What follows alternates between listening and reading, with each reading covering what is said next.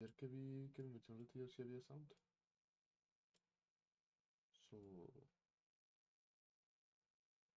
¿qué quieres que haga?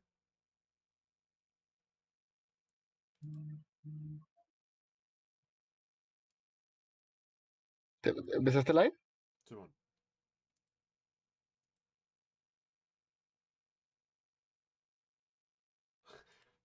¿Cómo se dice? Mis lives en... ah, Si puedes manejar una moto en Wolverine, ya me convenció. La voy a comer. cómprelo de todas formas.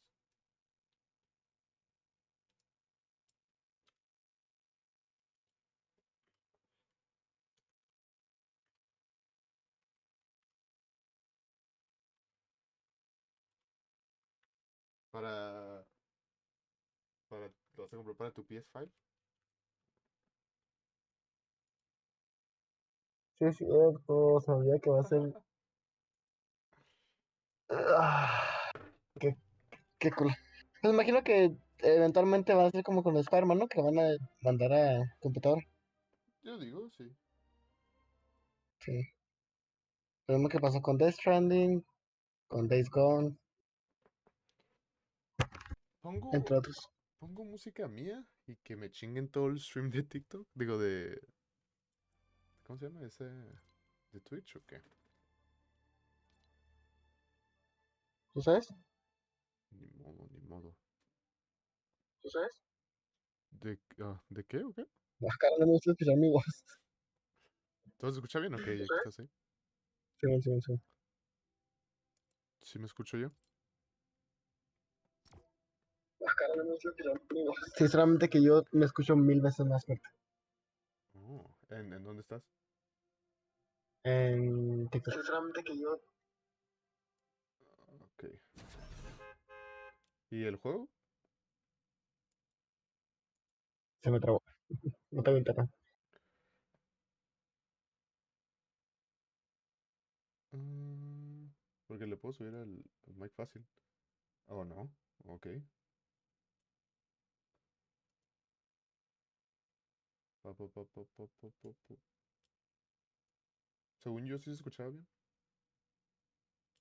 Pero quién sabe. Le voy a subir todo el video y hacer e-rape bien gacho. Según yo sí escuchaba. ¿Se escuchó muy alto o qué? Subir todo el video y hacer e-rape bien gacho. Nah, a ver, poner el juego. Oh, sí. ¿Se escucha? Según yo sí escuchaba. Ah, la verga, se está haciendo. ¿Sí? Ah, verga, verga. Se está escuchando por mis audífonos ahora, se escucha bien culero. Ah. No, ¿cuál es el pedo? Dime, le bajo, le subo. ¿Y qué?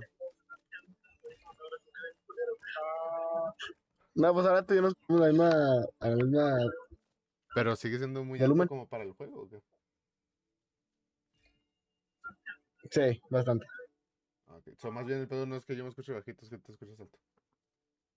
Ajá, Ah, exactamente. pues eso diga, güey, a la verga. Es lo que te dije, pendejo. Lo siento, dijiste, te escuchas muy bajito tú. Eso dijiste.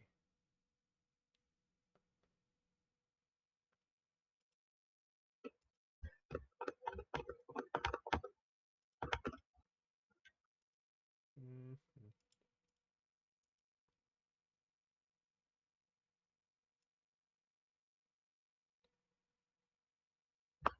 ok. Le voy a bajar en 50 a mí. Y a ti. Te tengo que bajar en En Discord, Discord. ¿no? Sí. Pero es que está bien culero hacer balance los sonidos, güey. Porque luego, Ey. o sea, casi no te escucho, o sea, yo a ti. Que, Eh, sí, pero te puedo subir en mis audífonos. So, está armando esta storage system, storage place. Mm. no sé, con eso no te puedo ayudar, padre. Con armar esta madre. El storage. Sí, no, no, si me ayudaste, me trajiste 30 piedra. Ey, más que suficiente. No sé qué te estás quejando. Si tú me hubieras traído 30 de pierna, ahorita te estaría agradeciendo mucho. Tengo que ver la piedra. Sí, sí, nada, no. Um, Pues, no, pues déjame. Es que era jugar con él. Pues ya que se escribe. Yo creo que como una horita o dos. pues también Pero estoy haciendo hay que stream hacerlo en una un vez. mendigo. Mendigo pinche Discord. Arre. Ey, am, Pues me pues mandas sí, un mensaje déjame ver. cuando se descargue ese rollo, ¿no? Por Simón, Messenger. y también madre Isaac, que se meta culo. Arre, arre. Arre, arre, sí, sí, sí. Eso significa que vamos a ver videos. Que no. Mm,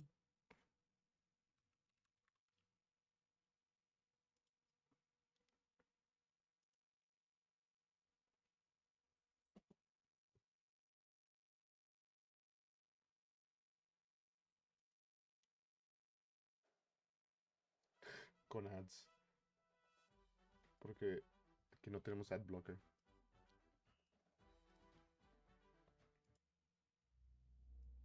My hair is whipped violently back from my head with a blast of frozen wind as the helicopter ascends, lifting itself up and off the Arctic ground before the door has even fully closed. I grimace with a Oh, lurch in my stomach, muttering a quick prayer as we leave the earth behind. bueno, I'm bueno. not particularly religious, but I'll admit it. I'm scared. You find me at the tail end of a confusing and chaotic 24 hours. Yesterday morning, my military routine was disrupted by my superior's superior, and I was deliberately separated from the rest of my squadron.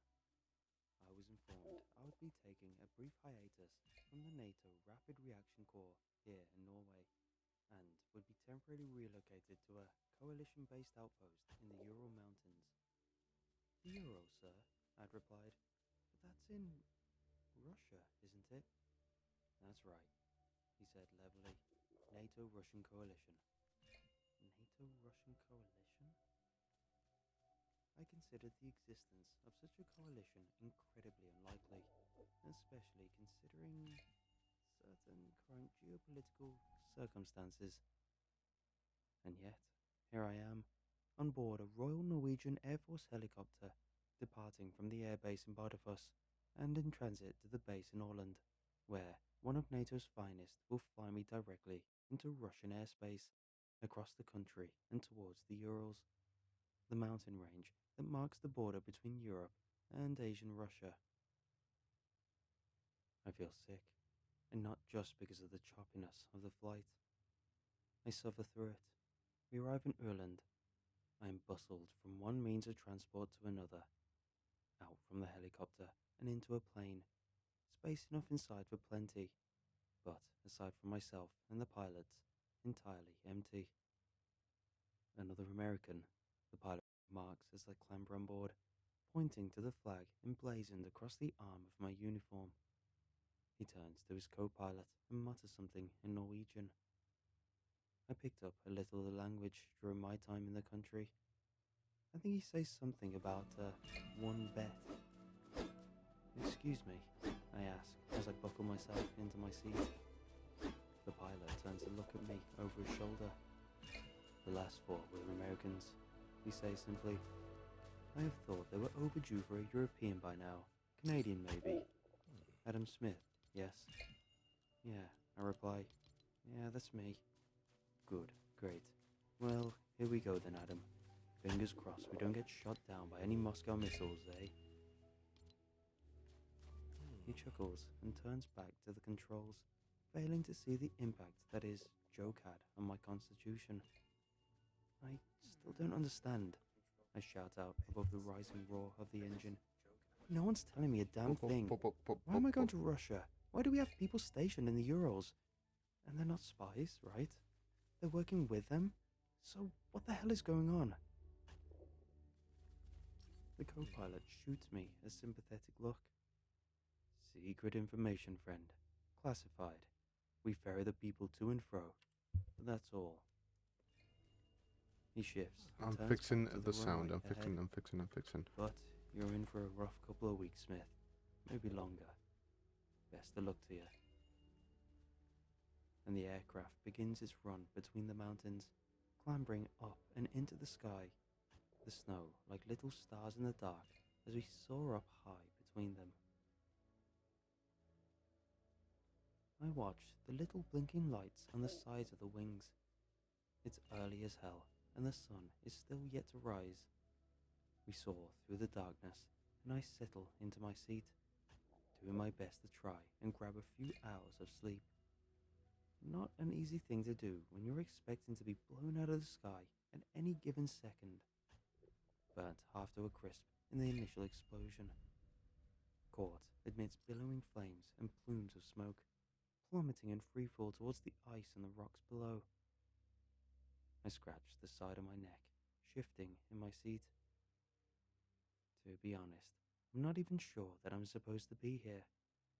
I happen to share the exact same name as another soldier on the base, you see, a guy also named Adam Smith. In a further bizarrity, he was even born in the exact same town, just a few years apart.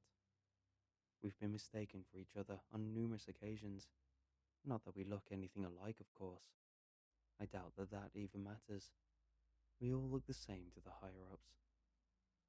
These misunderstandings have never been particularly consequential. They've always been remedied pretty promptly once they were pointed out, amusing to everyone else involved. Nothing quite like this has ever happened before, ever, and I've never noticed anyone disappearing from the base, despite what the pilot said. The last 4 were Americans. Why had nobody spoken about this before? Why is this the first time I'm hearing about a joint US-Russian base? A base in Russia? Surely not. It makes no strategic sense. It's downright dangerous. But I'm unable to come up with any concrete, logical theories, and so I spend the next few hours drifting in and out of bleary, unrestful sleep, tainted with disturbing dreams. The hours pass, the sun rises, and any real chance of sleep is lost. I drowsily watch through the window as the Urals appear beneath us below the layer of cloud. We fly overhead in a wide arc, and the pilots begin our descent, ears popping as we draw closer and closer to the site of a runway nestled amongst the mountains, attached to what looks like a very modest military installation. The wheels judder against the asphalt. The plane trundles to a gradual stop. My heart hammers. Well, the pilot says after a moment, this is your stop. He unfastens and steps out of the cockpit, stretching his legs. He pauses, and there is a poignant moment between us as he looks to me. Then he holds out his hand. I shake it. Good luck, man, he says quietly. All traces of sleepiness are blasted back with a rush of wintry wind as the doors clank open. Jeez, I shout out into the gale, shielding my eyes from the wind and frost as I make my careful way down the steps towards the ground. I'm greeted there by 2 men, one American and one Russian. I salute, and both salute in return. Saluted by a Russian Sound check. on Russian soil. Huh. So garble. The American mutters Let me something in see. Russian to his partner, then steps forward. Smith What the shouts out from the winds. If I get Yes, sir, real I shout close. back. With me. Okay. Reply I guess I'm is gonna have turning to and shove walking the mic rapidly down my away throat. towards a collection of squat, low-grade buildings. I hurry along after them, casting a quick look at our surroundings. There is nothing but grey and white, bleak snow mounds of rock, mountain, mist, and concrete. On Twitch We either? head into one of the nearest buildings, Right. revealing it to be a part of a corridor-connected network. I draw the door closed with some effort, and with the thud of the door, the roar of the gale is replaced by the quiet buzz of I don't have electric rock. lights. Okay. Need more rock. The 2 officers do not stop walking, and I move to keep pace. They'll want you up in the outpost before it gets dark tonight, the American says to me. Bunch of rock, bunch of rock, Grab bunch of some rock. breakfast at the canteen. The wind is due to die down in an hour or so. Officer Sokolov will take you via helicopter to the closest available site, and will then lead you on foot from there to the outpost. You are to address him as Sir whilst you are here. Is that understood?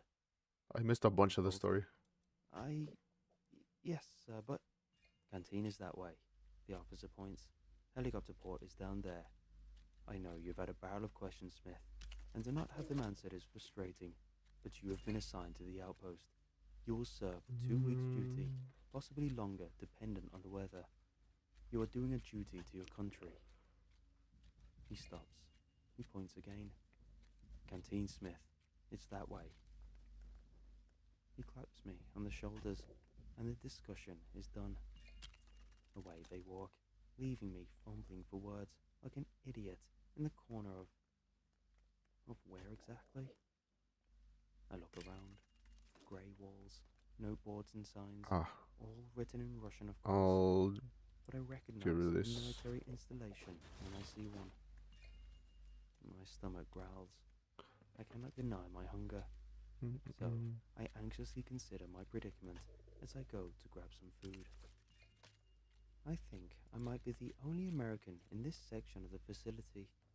The canteen is mostly empty, though there are a smattering of Russians at the far tables. Some shoot me glances. Stop. Most pay me no mind.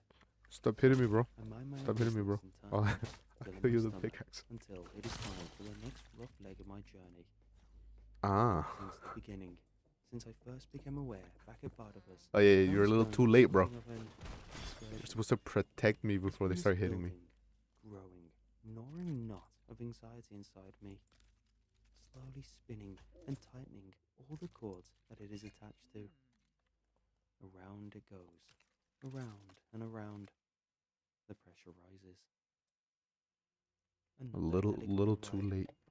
The American officer bids me a rapid goodbye, and accompanied by the Russian, Sokolov, I believe his name was, we have flown across the Urals, higher and higher.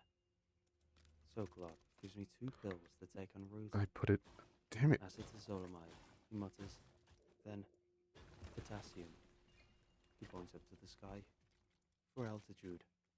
I'm rusty at building. I take them both. I can't Then, snap it there. After brief consideration, he That hands doesn't me make a sense. small capsule box stuffed full of them. Oh, because of the. In case of need, he says, and I thank him. Okay. The ice now broken, I risk a question. It is a understand, window. sir. This outpost, hidden away in the mountains? Why are there Americans here too? Why not just Russians? What makes this place in particular so important? This window. International agreement is the only response. Yeah. Secret, important. Now, And I then have he leans pictures. back against the helicopter walls with his arms folded, eyes closed. I sigh quietly, assuming that this means he has deemed the matter closed. But as I turn to look out the window at the world below, he mutters one more quick phrase. Monsters at the gate, he says, as the blades of the helicopter whir around Okay. and around and around. The helicopter goes as high as it can into the mountains.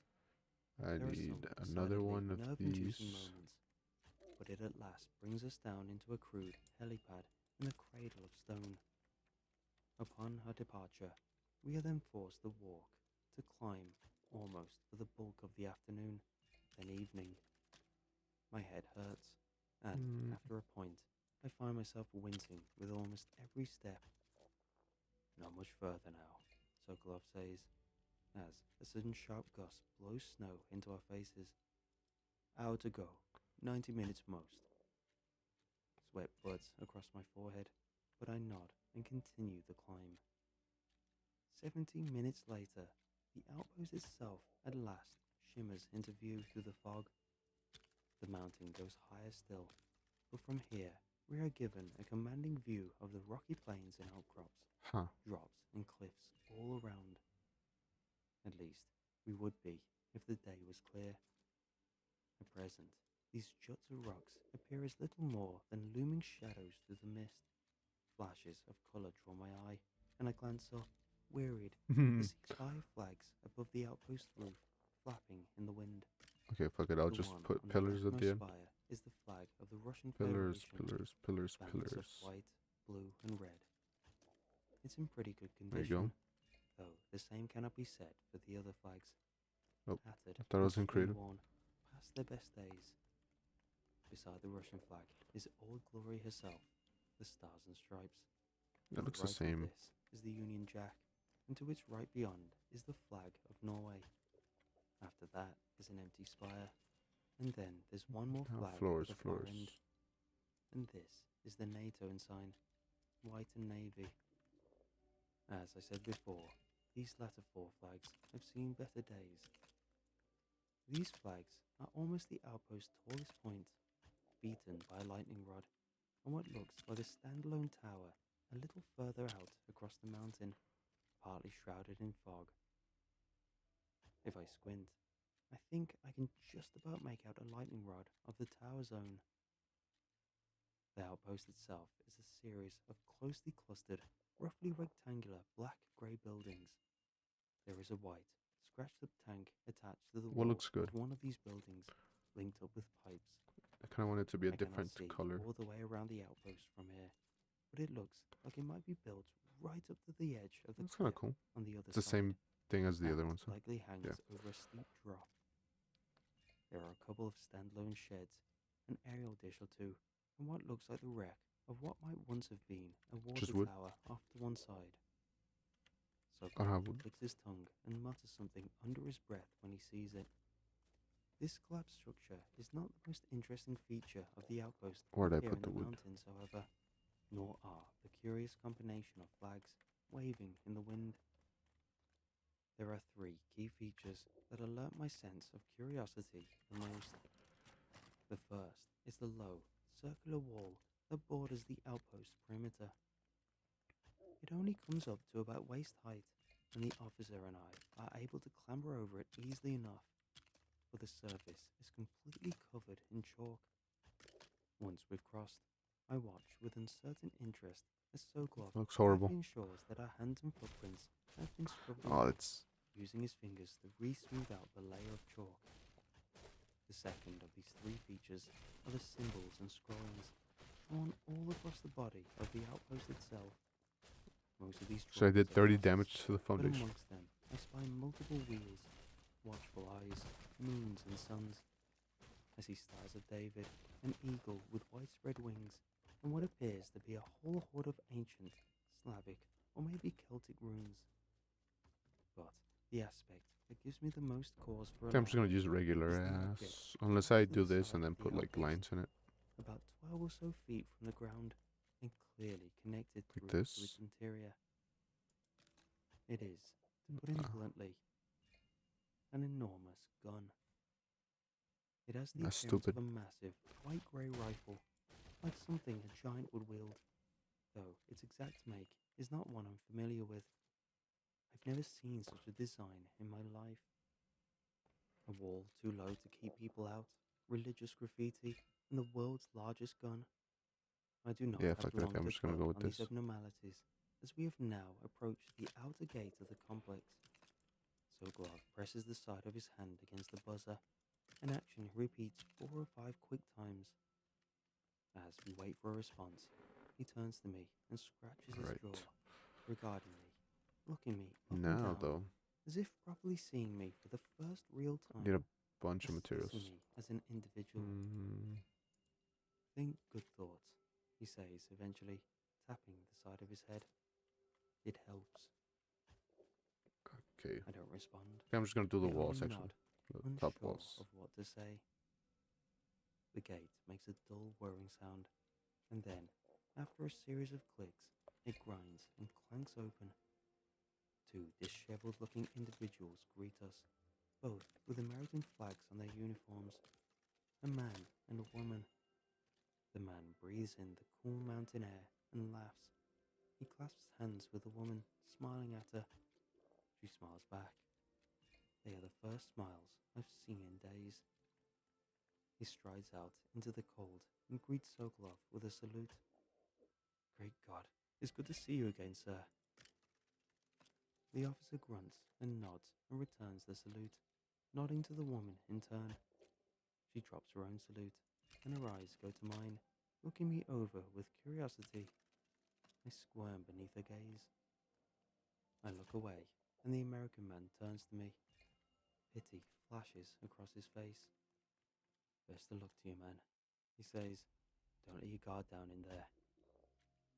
He makes a movement, as if to place a hand on my shoulder, then decides against it. Thanks, I reply awkwardly. I'll, keep that in mind. And then I watch, bewildered, as he hoists his backpack up higher on his shoulders, and Sokolov starts to head out, back across the outpost grounds, towards that low little wall, back presumably down the side of the mountain. As they walk away, Sokolov turns to me and points. Nice. I will return. 2 weeks, time when duty is done. Do not die, he shouts, and that's all the goodbye I'm given. Away he goes, and 2 men fading gradually into the fog. I slowly turn back to look at the woman. She's still regarding me, head cocked at a slight angle. She's about my age, maybe a little older. After a beat, she sticks out a hand for me to shake. April, she says. Hi, yeah. I don't know why I nice did. to meet I, you. Adam. She nods. Come with me, Adam. Welcome to the outpost. She glances at her watch as she leads us inside, shutting the gate up tight behind her. We have about an hour till sundown. Might be enough time, maybe not. She shrugs and sighs. She looks tired. Christian's in the tower right now, but the others are all around. I'll introduce you. Right, so, am I the only new person? What's the deal with this place? The deal? She gives me another look. How much did they bother telling you? You into the supernatural, Adam? I laugh, though there isn't much humour behind it. The supernatural? Nope, can't say I am. Is all she says. Classic. The outpost has several interlinked corridors and several defense-style turrets jutting out through the walls, with sections of thick, dark glass or mesh that I hadn't noticed from the outside, which would allow one to peer out over the rocks below. She shows me the various rooms, the storage facilities, the kitchens, and the comms room. One of the rooms is just stacked full of alcohol, vodka mostly.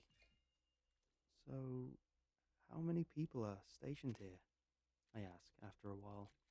Russians and Americans together? What's that like? She shrugs. It is what it is. We're civil, I suppose. They keep to themselves, mostly. The Russians. There's only 6 of us. 6? 6 people? For all this space and equipment? She nods. Only 6. Eleanor tells me that there used to be more, but it didn't quite work out. She makes a noise. I don't know what to make of Eleanor. There's something not quite right about her. Eleanor? April nods. Yeah, she's one of the Russians. They've been here longer. The Russians, I mean. Their command makes them stay for 2 months at a time, whereas NATO only need to do 2 weeks. Cool. I think Eleanor's been here a little longer than that, though. What makes you say that? April again does not respond. She leads us into a wide, hexagonal room, 6 walls. My mouth drops open, and I'm forced to compose myself as I look around. 3 of these walls are comprised of hard glass, framed and reinforced with concrete. They look out over incredibly sharp, steep drops. It's difficult to tell how far they go down from my current position in the room, but it looks pretty damn far to me.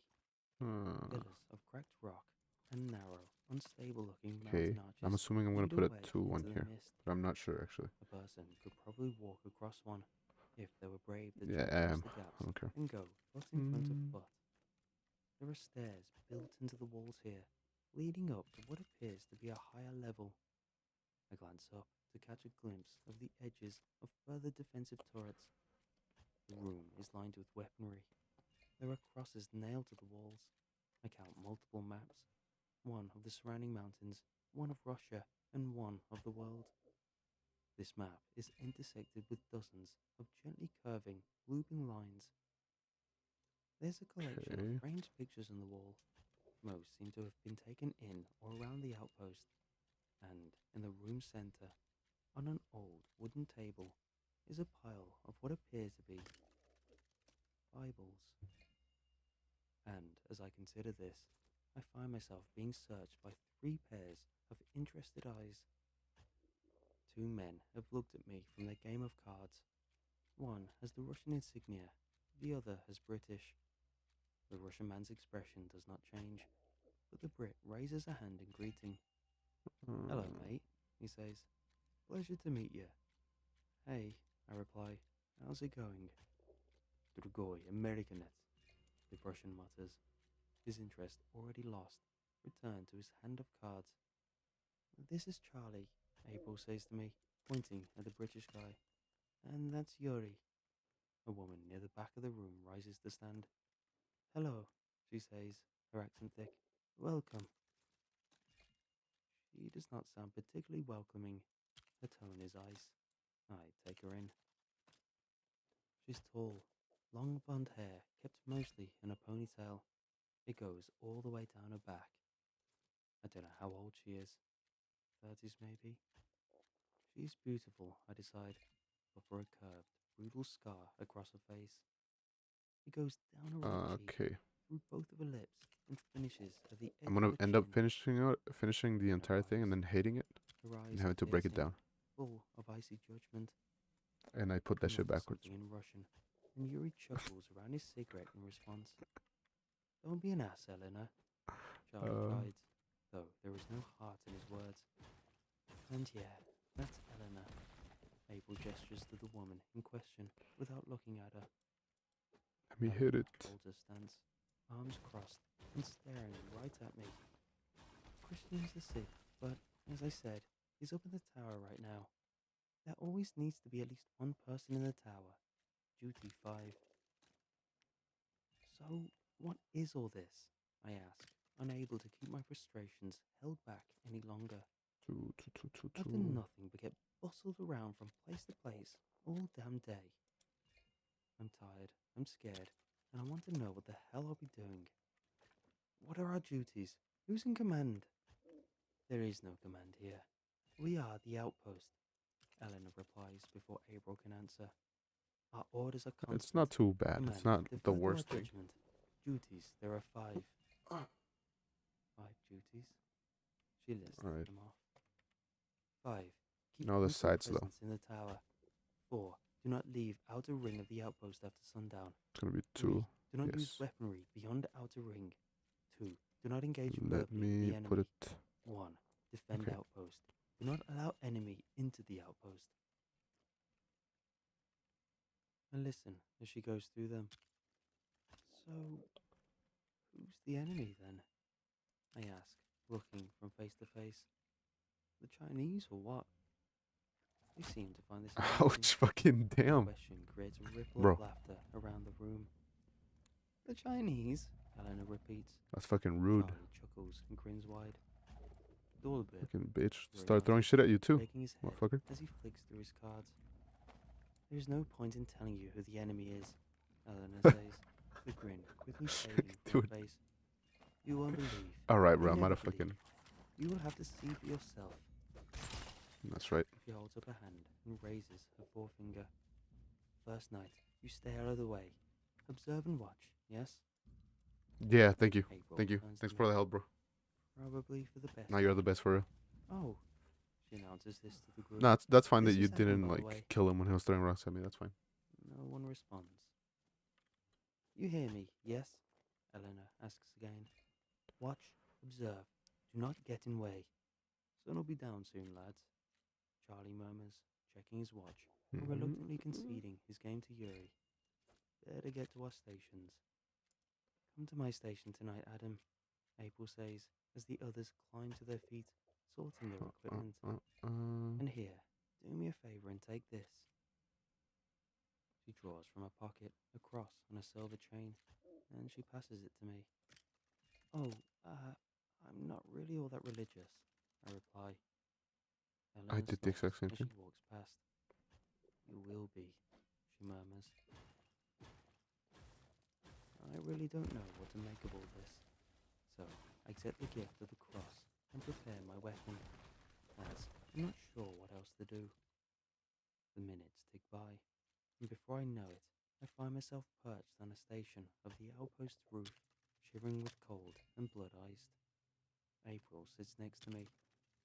I can just about make out Charlie, or perhaps Yuri, at one of the other stations a little further out into the darkness. But I cannot see Eleanor. Below us and out to the sides are the vast drops of the mountain, like a gaping maw looming up from beneath.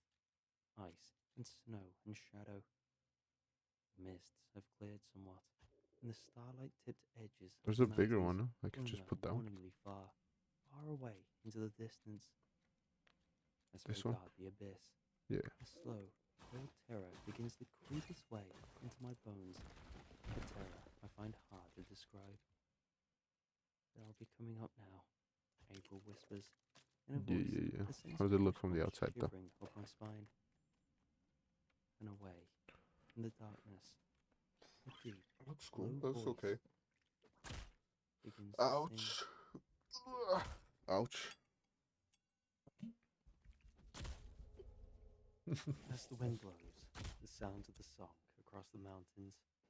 April He's going lifts from a cross of her own smacking my ass and then holding my places waist. it briefly against the lips. You wearing yours? Alright, bro, I'm gonna let you live She because you're asks me, cute. and I lift it out from the front of my uniform to show her. She nods. Keep it on. We should be fine, she whispers. Though I gotta admit, it's nerve-wracking having somebody new here. Changes the dynamic a little. The balance. She moves into position against the little wall on the edge of the roof, and with a grunt, she hoists up a mechanical contraption of some kind, connected to the outpost itself. The thing clanks into place. It looks like a mix between a battered old spotlight and an M4. What is that music? I murmur. April, come on. What is happening? How does the song sound to you? She asks me, staring down the sight of a curious weapon. Does it sound good? I don't know if I'm vibing with the story. I consider, heart pounding. I can't make out the words, but the cadence to them, the language. They sound Hey. good. So, man, I'm building like a They go storage in place and out, layered, because all my stuff liquid is in their all over the fluidity. place and I need somewhere to put my Deep, my low things. rumble, Even though like I'm done with the high game, pitched you know. melody, male, But female, it's just and fun. back. Just fun building. I Yeah, go to it does. like a I creative reply. world, and that's where I build my Good, stuff. good. And then I put it in here so that way I And don't have to waste so although it much scares time me, this song knowing if I'm gonna can like have it or nerve. not. I could still just totally not like it and have to I'm destroy trying it. to work out the source of the But music amidst the mountains. yeah, that's what it is. You're It's a trying to work out where it's coming from, it's aren't a you? storage system. April says in the pause. Yeah, I Thank you. think Yeah, so, yeah, it's coming out Eleanor nice. starts. It's looking all right. Then you just want to get a little closer You to play hear this it game or better. no? Next thing you know, you just have to go and find the singer yourself. And then you never come back. April clenches her jaw. Give it a few days. The song loses I its need a bunch appeal. of material for the chests. Approaching, comes a sudden Okay. sharp voice through the darkness. Charlie, it must be. My Yeah, it's right. gonna. I can show you a little bit actually. I And slowly, kind of have like an idea of the night begins. or a blueprint for it. With an almost impossible Not a speed, blueprint, but like I have it April done holds or the kind of done amalgamated on my weapon own. around with a mechanical clank, and it slams into place. What do you do the most on She takes it this? a Because second, and I like refuse survival to put the games a sight lot, of this weapon in use and I for the first I time. obviously like exploring and all that, It's quite but I something. think I just really enjoy building like in I every pause to game. shield my eyes as an And intense like and fiery just every blast from the medium survival game, I end up controlled just light building is sent the rocketing out craziest from thing the I can get. weapon's barrel. Obviously, I'm not the best or anything, This is but the I just spotlight. really enjoy it. This is an intensity beam, the likes of which I had never seen. It sparks with dangerous, crackling energy as the beam is sent like a laser out and down towards the abyss, I'm gonna have to pushing put a aside bunch the of remaining traces of mist, as if blown with green a great breath. chests is what I'm going for. Jeez! I shout out loud, and the Trying to beams find the spin around granite. to the left. I cannot help but remember the enormous rifle attached to the outpost's roof, the one I saw Probably when turn I first this arrived, into and I labs wondered too. if its effect is the same, and if so, what the purpose for such a monster of a weapon could possibly be. Okay, I should have not put that many in April there. pulls down on a lever attached to the contraption's side, and she launches the beam again. Little crackles of electricity jump between its gears as another sphere of light bursts from its barrel and screams down into the Ah. darkness. I blink Yeah, I as mean, quickly Sandbox is and as like, it could be rapidly as I really can, fun. do my best Like I to said, like sprinkle that's like streaks of what I colour do a and lot then of dance the across time to field of just vision. know, especially that's only in this Through game really, this kaleidoscope to of see what I'm confusion, gonna build, I because see it is a pain in the ass horror, to a get shift all in the the shadows far beneath, resources you need like and stuff. living wind. It snakes and slithers But from I have stone like to a stone real and bridges. problem playing survival games because Down below, as soon as I started I this shout game, I in had alarm. this village at April? 10, and I have And in response, the weapon is some swung other ones. I around have one and here angled down, and one here. and This one's again, at 10, and the I light think no, they're descent tearing into all the three of them abyss are at 10. below with a It's just the other ones high-pitched are kind of electric scream. trash. I didn't do anything. You The need regular to wind is obliterated get them to into level shards 10 to and unlock all little the dark shapes. recipes, We or fought yeah, all desperately the to see what blueprints they and all are, that. but they So rattle I was and working on wake that. But all yeah, the no, I have monsters like up a as they serious fall. addiction to it. So for me, Like lightning, I get them the leveled lights up really burn quick. and flash all around me. My hair is whipped away from my head in the wind. But that's And it tough feels putting as your if I'm in the eye of some your terrible, village to twisted next to storm. the cold. That's like Views even from Charlie's position even like are when you're clear, done, it's and still I a see problem. The lights cold. fire out from the tower way over to my left. Further brilliant flashes in the night jump up and illuminate the edges of the mountains all around. And How do you I can only survive there? Are presume you like that eating these a are bunch of Ellen's burgers all the time? furies. A new voice rises up through the sound of the song. It comes from nearby. Hmm. Hey, Flexwood.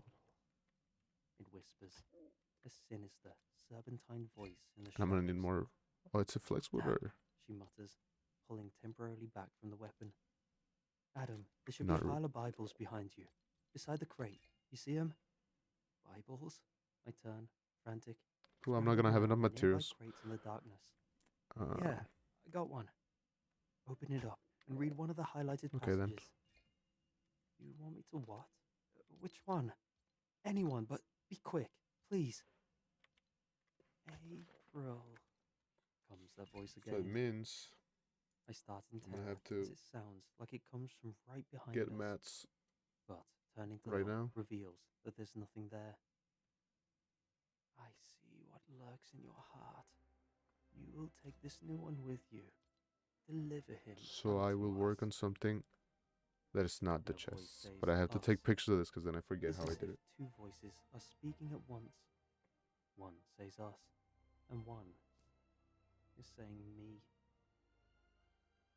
It makes both sounds together. I feel something caressing the side of my face. I turn, again in panic. But, as with before, there's nothing there. The wind blows, and the night flashes. Come on, Adam, April says, a little more urgently, as she fires off another beam. This one, however, seems thinner. I than might the change the story. last, not quite so bright. I'm kind of not A vibing with the little story. less full of life in its energy. And I Right. started it when I was fixing my whole Thumbing audio through the stuff book on the with streams. trembling hands, I So I catch kind of sight didn't of a highlighted pay passage, attention to the beginning. and I read it out loud. It's kind of like The a little long thief too. comes only to steal and destroy. I manage, my voice weak in the wind as the battle rages.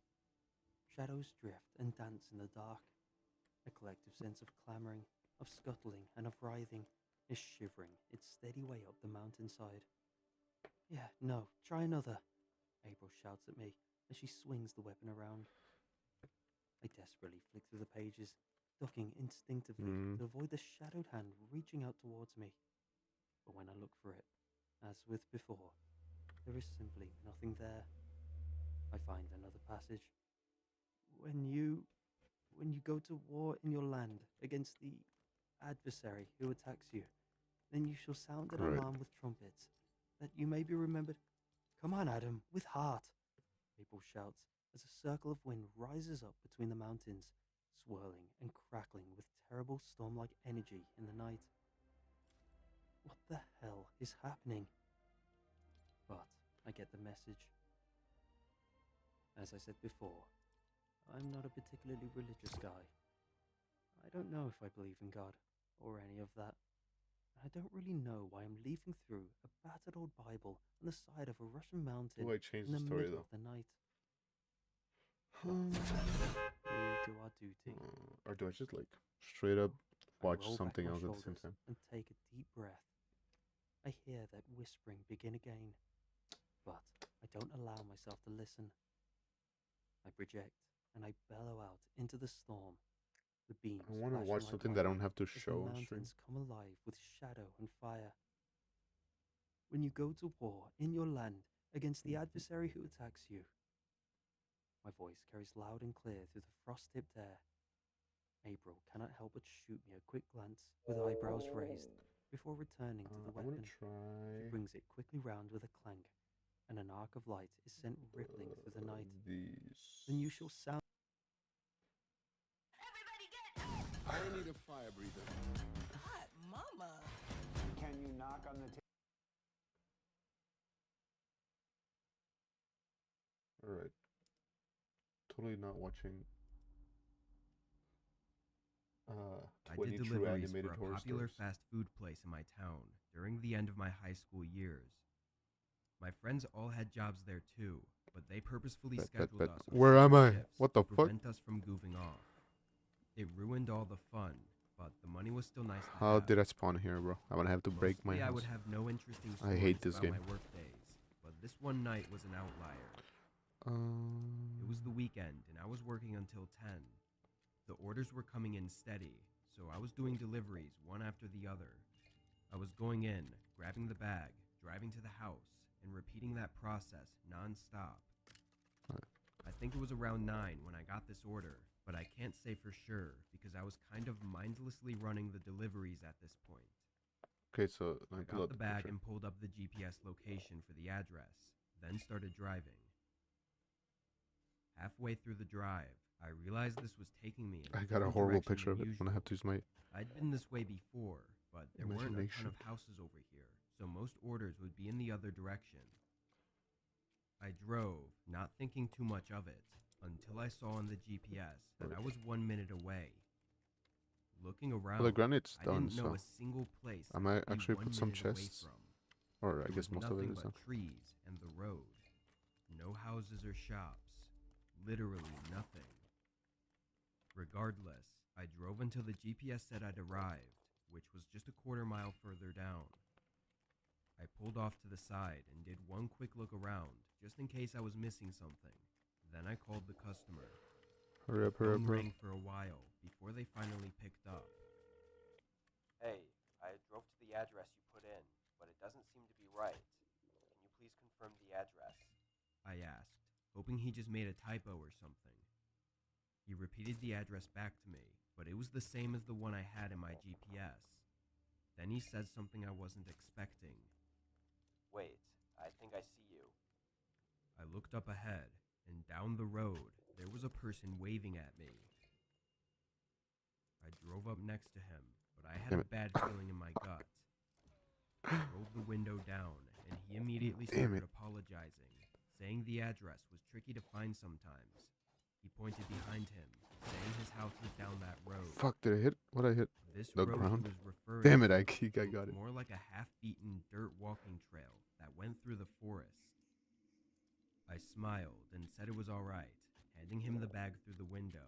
Nah, bro, you gotta get out of He there. smiled back and thanked me, watching me as I pulled back onto the road and did a U-turn. I looked in my mirror at the man still standing on the side of the road and just thought to myself about how strange that was. Not even a minute into the drive, though, something started to feel wrong. My car was bumpy and leaning to the right, and it was getting Bumpy? increasingly worse by the second. It started to feel dangerous to even drive, so I had to pull over. Before doing anything else, I called roadside assistance.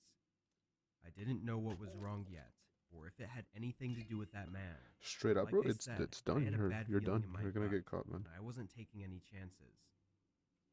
After getting off the phone with them, I got out and looked at my tires. My front right tire was busted, and that was the tire closest to where the man was standing, so I put 2 and 2 together pretty quick. I looked back down the road where I came, and in the distance, I saw a figure walking toward me. I hurried into my car and locked the doors. He approached slowly, probably knowing the Where exact do I put this? situation I was in. Forget As the the man spacing. got closer and closer, I contemplated whether or not to risk driving on my busted tire. But by some miracle, a truck came down the road and Just gonna stopped put it here. behind me. They got out and asked if I was okay.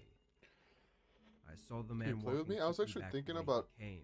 Something like I that. took this opportunity to 'cause tell the man it's from like, the truck of my suspicions. You know, common people and he ask stayed if there with me they until can the play and stuff. roadside assistance I truck feel came, like which was only a if minute there's enough later. people, like if we get like a full server, I I'm got down the to start police like a involved. I new wasn't server. surprised You know to what I mean? find out Because that the this is name where I and have all my address stuff, the man so ordered with was we wouldn't fake. play here. But I'm down to start like a I don't know new what he was trying to do. new server with but like a making bunch me of drive people. all the way out on an empty That'd be kind of road fun. hidden by the forest makes me think it Just would like have from been 0 more to, though? than just a robbery. Hell no, bro! Stop spamming my chat, bro. Oh my god. Moderate to severe Okay, pain this still fucking- disrupts my skin. Despite treatment, it disrupts my Get this skin kid with itch. out of here, It bro. disrupts my skin with rash. But now I swear, I'm gonna report you. I'm gonna report you, bro. with Rinvoq. Not you. There's Rinvoq is not a steroid, topical, or injection. no, It's one not you. pill, There's once this a day, other my meant to sister enhance because I'm clear or on almost TikTok clear too. skin, while some saw up I'm to on TikTok too, and my 100% sister's like clear spamming me on there. skin, and they felt dramatic and fast itch She thinks relief, she's some cute, as bro. early as 2 days. That's Rinvoq relief. Rinvoq can lower your ability to fight infections, including TB. Oh, get him serious outta here. infections and blood clots, some fatal. Cancers, including lymphoma and skin cancer. Death, heart attack, stroke, and tears in the stomach Um, occur. I'm down to start something, but it's gotta be more people. Like, Don't take if gotta allergic be like a bunch of us, because I don't want to start something and then have more people come in, and then we have to start it again. You know what I mean? And rash of eczema. Talk to your doctor about Rinvoq. You're not cute. You're not cute, bro. You're not cute, and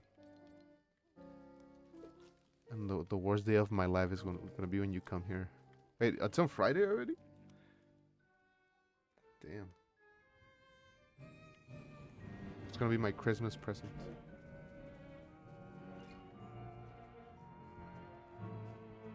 Are you bringing me anything for Christmas or my birthday? You didn't get me anything?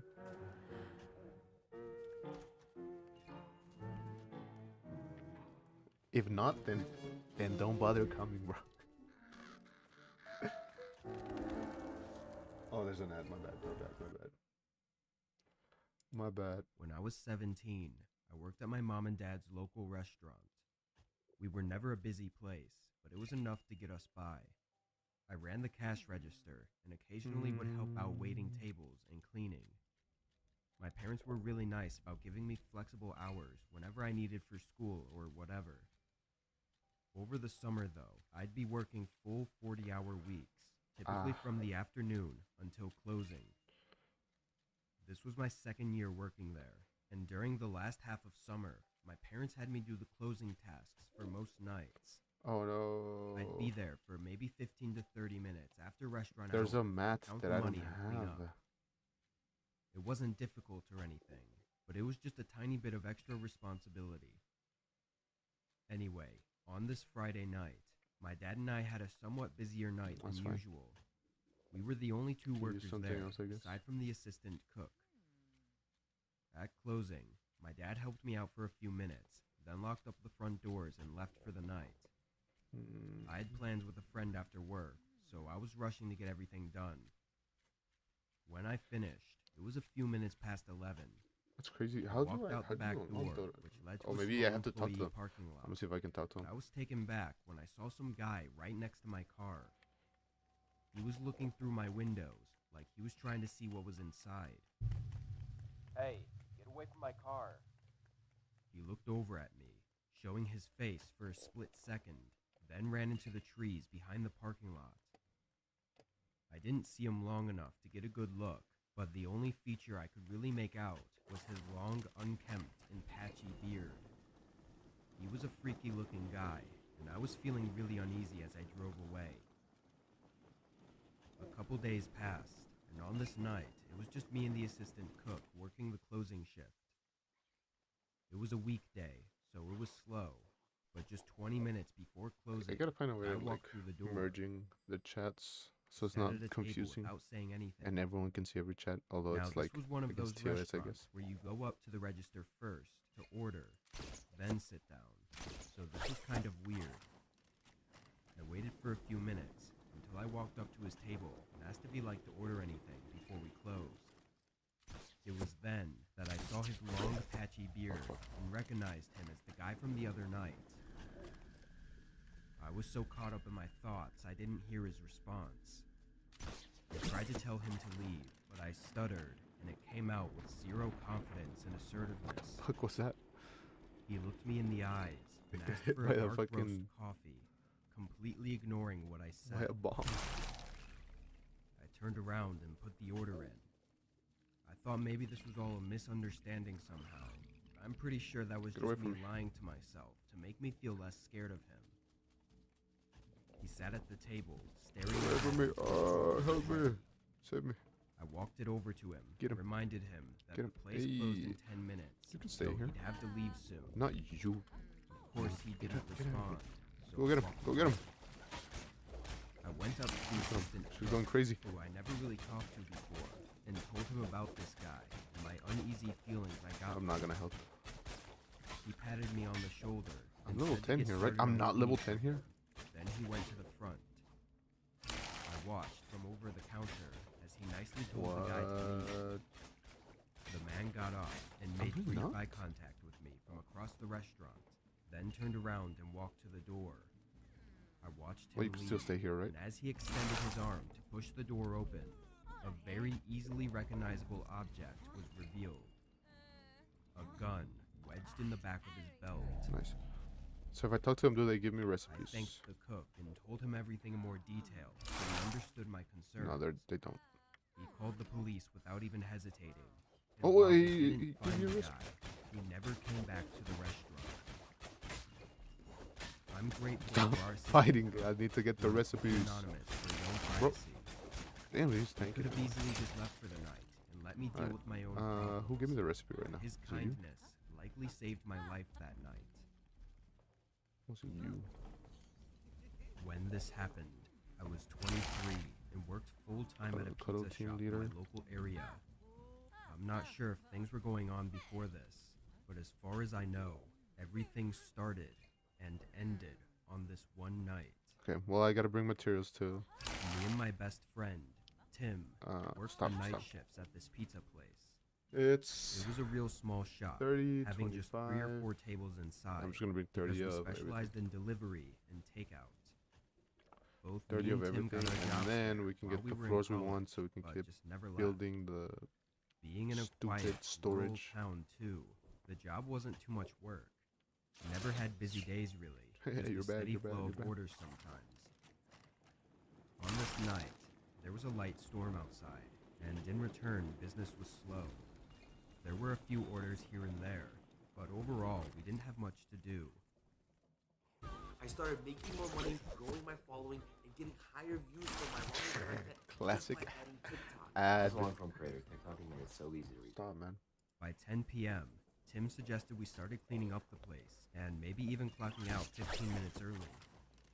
I went with it, grabbing some rags to wipe the tables with, when the phone at the front desk rang. I picked Try up to kill him after with a the few rock. rings. How can we help you today? Be kind of funny. Hello? I waited another 5 seconds crazy. before putting the phone down and shaking my head. Just some prank call, I thought. You need to kill him with I the went rock. Wait, back they're to gonna get killed by scrubbing the. the Hold up, bro. In front Help of the me. store, They'll I get saw you. a glare coming from the window. There was a car Stop, man, parked stop. a few spots back. I Stop. couldn't see too well through the window in the rain, but You there was fuck. definitely a light on in the car, like a cell phone or something. Fuck you. The pizza shop was on an individual Alright, there you go. They're lot, fighting each other. and there were My no chance? other cars, It's now so or never. that was the only reason I noticed them. Ah, A moment later, the phone shit rang didn't do again. anything to him. Alright, I'm fucking out of here. Tim was closer, so he picked up this time. I could hear someone's muffled voice coming from the phone, and after a short talk, Tim hung up. At the same time, the light in the car turned off, and they drove away. I told Tim what I saw, and how it was a little weird, but he shrugged and said it was just some old man who was ordering a pizza for delivery. I looked back at the now empty parking lot. It wouldn't make much sense for someone to order a pizza for delivery from right outside the shop, so I figured Tim was right and it was nothing. He started making the pizza while I continued cleaning. 10 minutes later, Tim boxed it up and handed it off to me to deliver. So I need 10 or I 30 ran through the rain metal. to my car, then pulled up the address on my phone. Gonna need 11 minutes 30 away. Not too bad. of the whatever I pulled out and started slabs, making my way malachite. there. The roads were dead. Nobody out at all.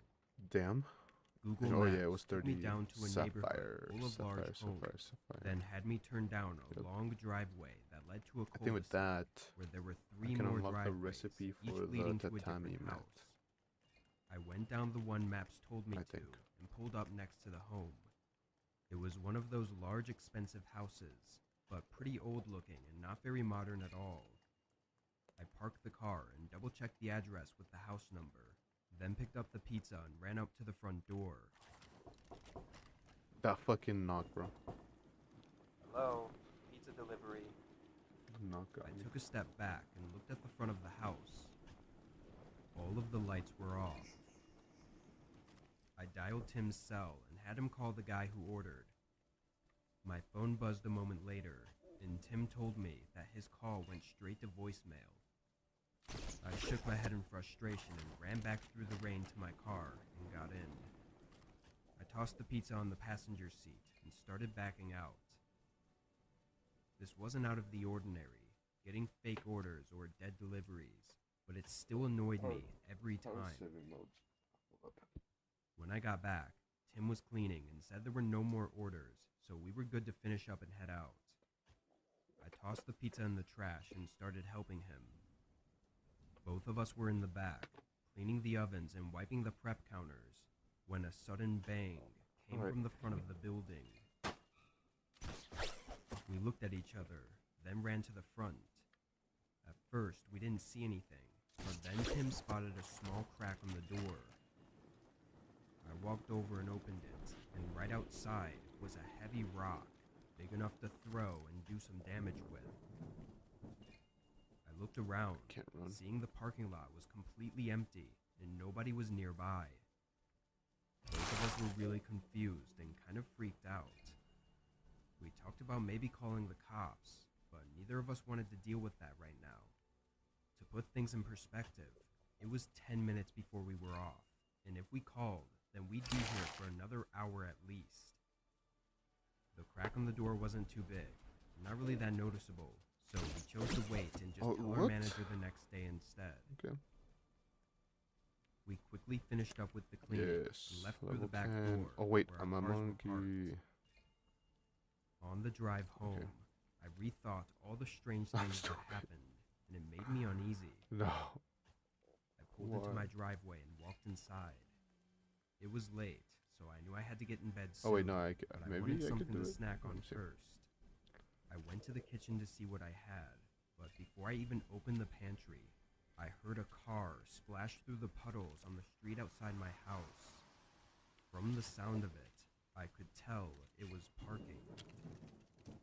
I walked over to my window and peeked outside, seeing a car parked right in front of my driveway. Oh, It only took me a second to realize it was the same car I'd seen outside the pizza shop.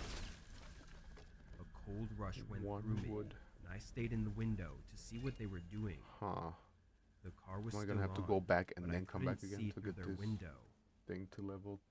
After a minute of no movement, I took out my phone and called Tim, telling him that I think one of the customers followed me home and was parked right outside my house. Damn it. Ralphie, what would you like for Christmas? Are you serious?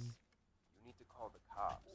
Something's I could just chop trees down he over said, there. urging me to hang up and call the police immediately. I don't know why I was so nervous to call the cops, but hearing Tim say it made me feel better about it. I moved away from the window and dialed 911. The lady on the line said that they would have someone on their way and that I should stay hidden and wait. I heard a car door open and close, so I quickly Should said definitely okay add, like, an and auto hung run. up. Looking back out the window, a man was walking up my driveway. Is there anything He was that I wearing can put dark down there? clothes, I don't even have rock covering on me, his do I? whole No. body, Okay, never mind. and a hood covering his face. As he approached the house, I closed the curtains by the window and waited. His footsteps came to the front door, then they continued across the front of the house until they reached the outside of the window and stopped. The sudden silence made the sound of the rain that's a increasingly louder. Stop, bro. I Stop, felt bro. like I was standing there Okay, quietly taking for zero minutes down. before I stepped forward and moved the curtain an inch to the side, just enough to peek through. The man's cold eyes stared back at me. I let go of the curtain, and the man banged on the window. I stood a few feet away, terrified to death. Snogs. And just as quick as it started, it ended. No, stop. There You're was pushing it, bro. no more Just hit it. banging, Okay. no footsteps, nothing. All that was left was the sound of the raindrops clicking against the window. Although I never heard the man leave, he was gone when the police showed up. No car or man in sight. I'll get like 3 I told stacks. them all that had happened from the middle of my shift to the end of the night. They looked at me like I was crazy, and part of me felt crazy too. None of it made any sense, and there didn't seem to be any motive for the man to have done what he did. What? Honestly, because of that, the whole night had me messed up for a while. There's bigger Going stacks through now? something as senseless as that was really just fucked with my head. What? Hoping that by sharing this, someone may be able to help me understand what happened or why the man did what he did. It sounds odd, but even now, Wait, when you it can't gets really quiet just on on certain rainy stuff? days, there's an eerie feeling that rushes through me, bringing me back Why do I to have so that night. little Marvel? What? Bigger stacks. Yeah, that makes sense. It's kind of cool. Shop at Target all the time. But recently, I don't want to go back there. At least, not to the location that I live by. Some creepy and weird things happen to me there. Okay, I think that should be fine. There's really only Yes. one Target that's close to where I live. It's been my main store for years to get just about anything. There's some other stores that I go to as well, but Target has the Need that best variety. steering wheel, bro. I've always preferred it over Walmart as well. One night, I went shopping after work. I was getting a lot of items, mainly groceries. I got a cart and began shopping around the store. It wasn't all that busy, and that made things go smoothly. After shopping for probably about 30 minutes, I was almost done. My cart had lots of items in it, and I was in the last area of the store that I would be going to, which was the cold section. The refrigerated items and the freezer items is what I would always get last. That way, they wouldn't melt by the time I got home. Let's When I put got to this that section of the beautiful store, it was empty. decorations. I was the only person there. They had a freezer at the back of the store, and I was getting something from it. I saw something strange. It was like movement of some sort. Get out the way, behind bro. Get out the way. This particular freezer section was up against the very back of the store. No behind the back shot. room. That's when I realized that a person was back there, behind the freezer shelves. I could see between the levels of shelves that they had, but not by much. How Someone was much? right How behind much the do I spot that was need? at. At first, Another I thought it was kind of 100? funny, but I soon realized it wasn't a Target employee. I moved down to get something else, and whoever was there seemed to move down with me. As I was examining a product, I could see that the person was wearing black, not the typical red shirt and khakis that a Target employee would wear. Then, they got closer, and I noticed that I could now see their head through the gap between the shelves. The person was wearing a black ski mask. My only thought was that this was really strange. masked I guess man I'll get moved on another with me. 100 He was wood. beginning to really freak me out. He kept staring at me Oh, from the no. other side. Luckily for me, I only needed one more item from that aisle. I went to grab it as the masked man stared at me. Then, as I was reaching for the product, the guy reached over and shoved the whole box of them at me. Multiple items fell onto the floor. I put them back as he disappeared into the freezer. This guy was causing problems, and I decided to tell an employee about him. I walked down a few aisles before finding somebody who worked there. I told them about the guy and how he was inside of the freezer. The employee told me that she would tell the person to leave and that they couldn't be back there. There happened to be doors leading to the back room of the store right nearby, and I watched her walk through them. About a minute later, the employee emerged again. She told me that she couldn't find anybody back there at all. Whoever had been doing that must have left. I hadn't seen anybody else come I'm out of just the here for room. wood. I shrugged it off. Get away from I me. was done with my shopping, so I decided to head out. I walked up to the front and paid for everything, then left the store.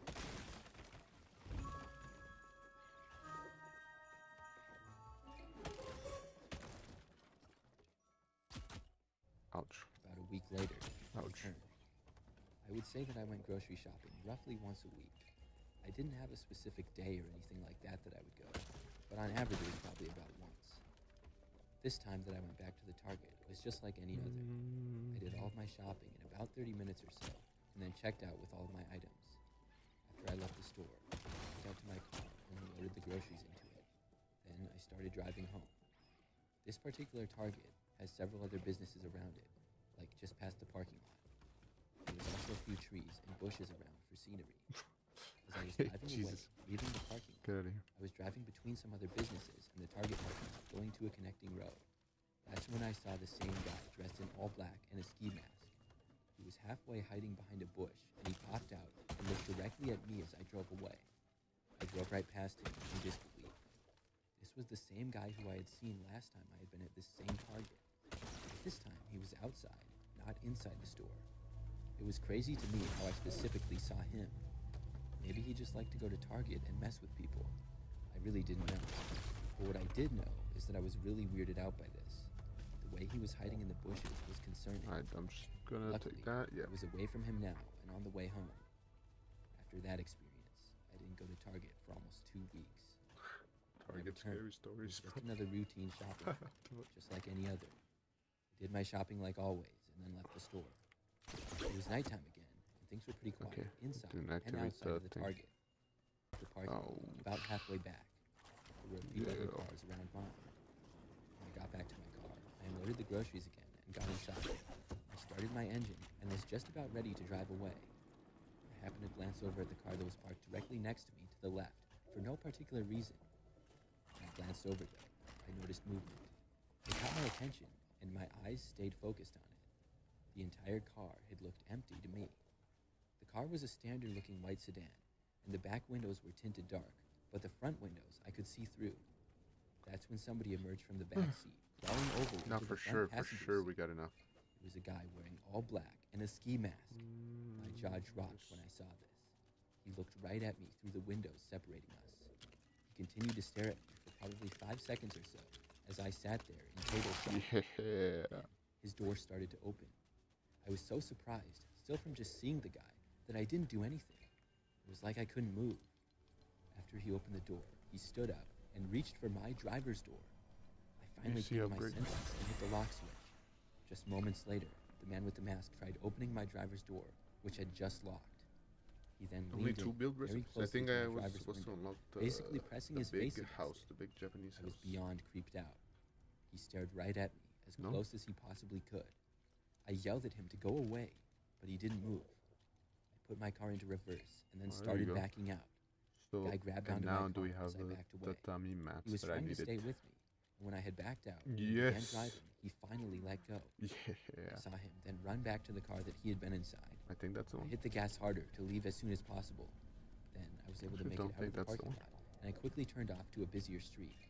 After that, I quickly turned into another parking lot and then turned my lights off and parked. It was a bigger one than I I needed. watched, and several seconds later, But I saw think a that car one come out of the works. Target parking lot and drive quickly down the street. Well, how past do I me. get the other one? I was pretty sure that that was the guy.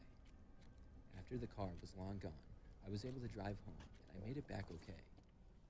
wasn't all that long ago. Each of the last 3 times I went to that Target, I've seen the same man. Why is he there? Give What me is he doing? recipes. I really don't know. I haven't been back to that Target since. Give me For some recipes. background of this story, I'm a female. And I worked hate at you. Target for a while, over a year ago. The Target Alright. that I worked at was very close to my apartment at the time, and it was a pretty enjoyable job for me. My favorite part was talking with coworkers and becoming friends with them. Mostly what I would do is work in the clothing department. I would do all sorts of things there, and it wasn't very stressful because things usually don't get busy like they do in the grocery section. At the time of this story, I had been working there for almost 4 months. I remember it very well. It all started on a typical day at work. I was in the clothing department, particularly the women's section, straightening up items that were out of place. It was during the daytime, and the store was calm. Yeah, I mean, This is when yeah, a tall man approached me. Assuming he was a customer who had a question about I something, guess. I greeted him, asking how I could help.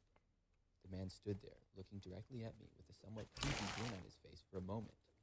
He then said, "Yes, you can help me by going out with me tonight." I laughed it off. I had no interest in going out with the man, but I wasn't scared of him or anything. I just told him that I had a boyfriend, even though I didn't actually have one. This was always the best way to tell off a guy that I wasn't interested in my experience. The man replied rather quickly, saying, "No, you don't." Is that a strat or what? I told him that I Do did, you actually and I dodge asked the man if he faster than needed when you help run with finding your cloak? anything. He then responded with an even creepier reply. "Yes, directions to your house." I laughed off this remark as well. I was just hoping that the man was joking around, because this was getting really weird. After he said that, I told him that I had a lot of work to do, and I told him to have a good day. Then I started making my way to another section of the large clothing department that we had. The clothing area was practically big enough to get lost in. I was hoping to lose sight of the man, but when I started moving away, he followed. No, bro, back up, When I had back made up. it to another section, and he was still next to me, I stopped. I didn't have a problem with confrontation, and I said to the man, "Why are you following me? You're kind of creeping me out." The guy put his hands up as if to say, "My bad." He then walked away, and it was a huge relief. I had dealt with customers asking me out or trying to flirt with me a couple of times. It didn't happen very often, but here and there it did. None of them had been nearly as bad as this, though. I kept working for several hours. By then, I had forgotten about my experience earlier, but I soon remembered when I spotted the same man. I couldn't believe it at first. This was now about 3 hours Back after to our building, first back to building. interaction. To me, it was still mind-blowing that he was still in the store. Nice. Maybe he had Not left what I and wanted then to do. come back.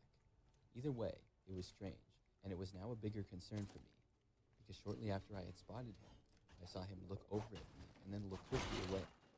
Here's to making every There's moment merry for every pet on your list. The man was sort of far away too. It looked like he was almost hiding from me. He stood, mostly covered by a rack of clothing, staring in my direction. I moved slightly and kept working, to which the man moved slightly as well to keep looking at me. Oh. Stopped and sighed. This was really annoying now. I walked away, leaving what I was doing. I moved to a whole nother section of the store, far away from that one. There, I didn't really have any work to do, but I just wanted to get that man off of me. I was now in the grocery area, and I was there for about a minute before spotting the man again. He was walking into the area, So that the and he saw me for a Tommy split Matt second, and then I just disappeared got into a works nearby aisle. here. At this point, I decided to take my break. I had one that I could take at Works any time, here. and I was planning to after I had finished the work that I was doing in the clothing department. But seeing as this creep was back and still following me around, I decided to just take my break now. I radioed in on my walkie-talkie to let my supervisor know I would be taking my break. Then I headed But towards not the front end of the store. on the other. The break room was two Not right doors to the here. front, I guess I'll just have and to I walked in both there. and When I waste got more inside the break materials. room, I thought back to the crazy situation. It's just Did vibes. that man seriously think he was being slick? I mean, I spotted him twice, and it was like he thought I couldn't see him.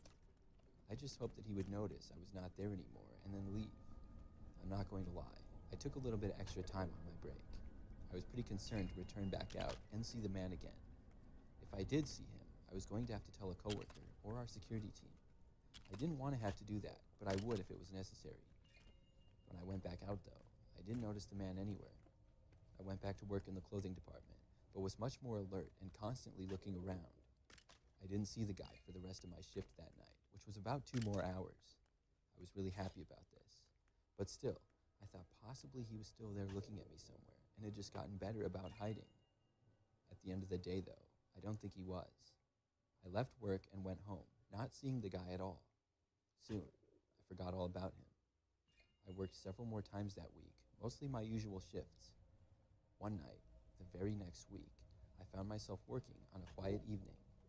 I was almost done, and it was past the busy amount of customers that we would usually get between 4 p.m. and 7 p.m. I was doing my usual work of organizing a section of the clothing department. That's when I got a call on my walkie. Somebody radioed asking for me, and I radioed back telling them to go ahead. I wasn't quite sure who had said it, but that wasn't uncommon. A big store like Target has so many employees. Plus, there are always new people. No. A handful of my coworkers, I could instantly recognize their voices over the walkie-talkie, but many of them I could not. After telling them to go ahead, they asked me to go to Channel 3. This is how we would communicate without other employees hearing us. It was used for more descriptive details or directions on what we were supposed to do. After turning to 3, I told them to go ahead again. That's when I was told that I was needed in receiving and to help with something quick. I told them that I was on my way and began walking over. Okay. Receiving was the back room of the store, basically. I wouldn't work back there a lot, but I had helped with things there several times in the past. It took me a few minutes to walk all the way back there, and when I had made it, I exited the store into the back. Things were very quiet back there. I had expected to see someone there waiting for me. I turned my walkie to Channel 3 again and said now that I'm I out was of in materials. receiving. Nobody said No. anything, but I heard my voice that. echo onto somebody else's walkie nearby. I then called out, asking where they were, but I didn't get a response. I walked closer to the voice, which was near one of the doors leading to outside. I noticed that it was open, and I could see outside into the night. That's when I saw the man again. He stepped out from behind a shelf back there. I couldn't believe he was here. That was you on the walkie, wasn't it? I said. If my other villagers give me any recipes. Towards me. I backed away as he got closer. I looked at how much taller he was than me. If he tried to grab me, it would be difficult to get away. He got closer, and I turned around, but as soon as I did, he grabbed my arm. Then, he started to pull me backwards. I started yelling, but back there, it wasn't likely anybody would hear me. Suddenly, I heard the doors leading back to the shopping area open. I then saw one of my coworkers, Amy, walking over. I yelled at her, and she asked what was going on. The man let me go, and then sprinted out the doors, outside. I ran over to Amy, and explained to her what had happened. Amy told me that she had heard the person asking me to go to Channel 3. She said that when she didn't recognize the voice, and was just being nosy in general, she turned to Channel 3 as well. She was wondering what I was being asked to do. When she heard I was supposed to go to receiving, she found it strange, because she had just been there earlier in the night, and wasn't aware of anything that would be done back there.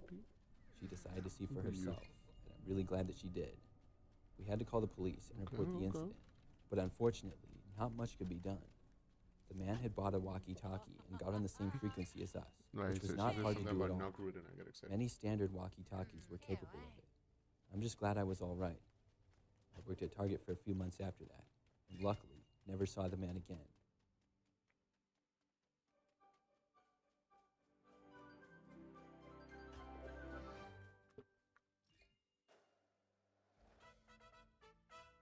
Nice ads. I hate this ad. I hate that song.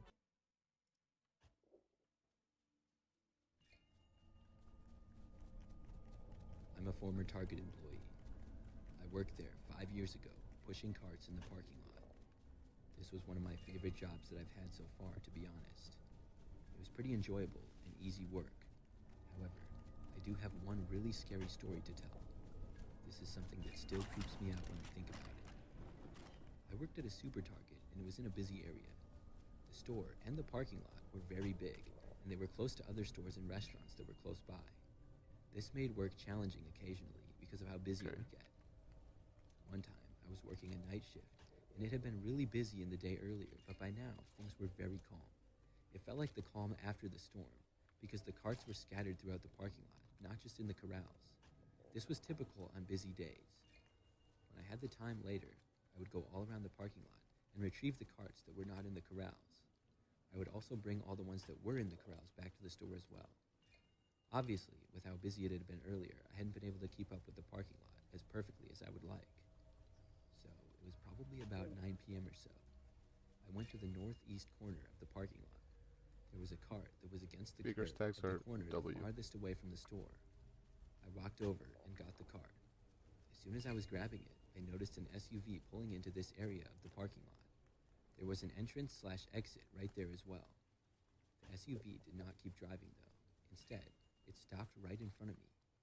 I found this kind of strange, but I just got the cart and started walking back to the store. Kind of crazy. I That's ran when out heard of a voice knock call route. out, "Hey!" I looked back and saw a man getting out of the SUV. The vehicle was not parked in a parking space, but just parked there, partly covering 2 different spaces and the driving area. The guy said to me that maybe I could help him with something. I stopped with the car and looked back to him. I asked him what he needed help with. The man waved me over and I started walking to him.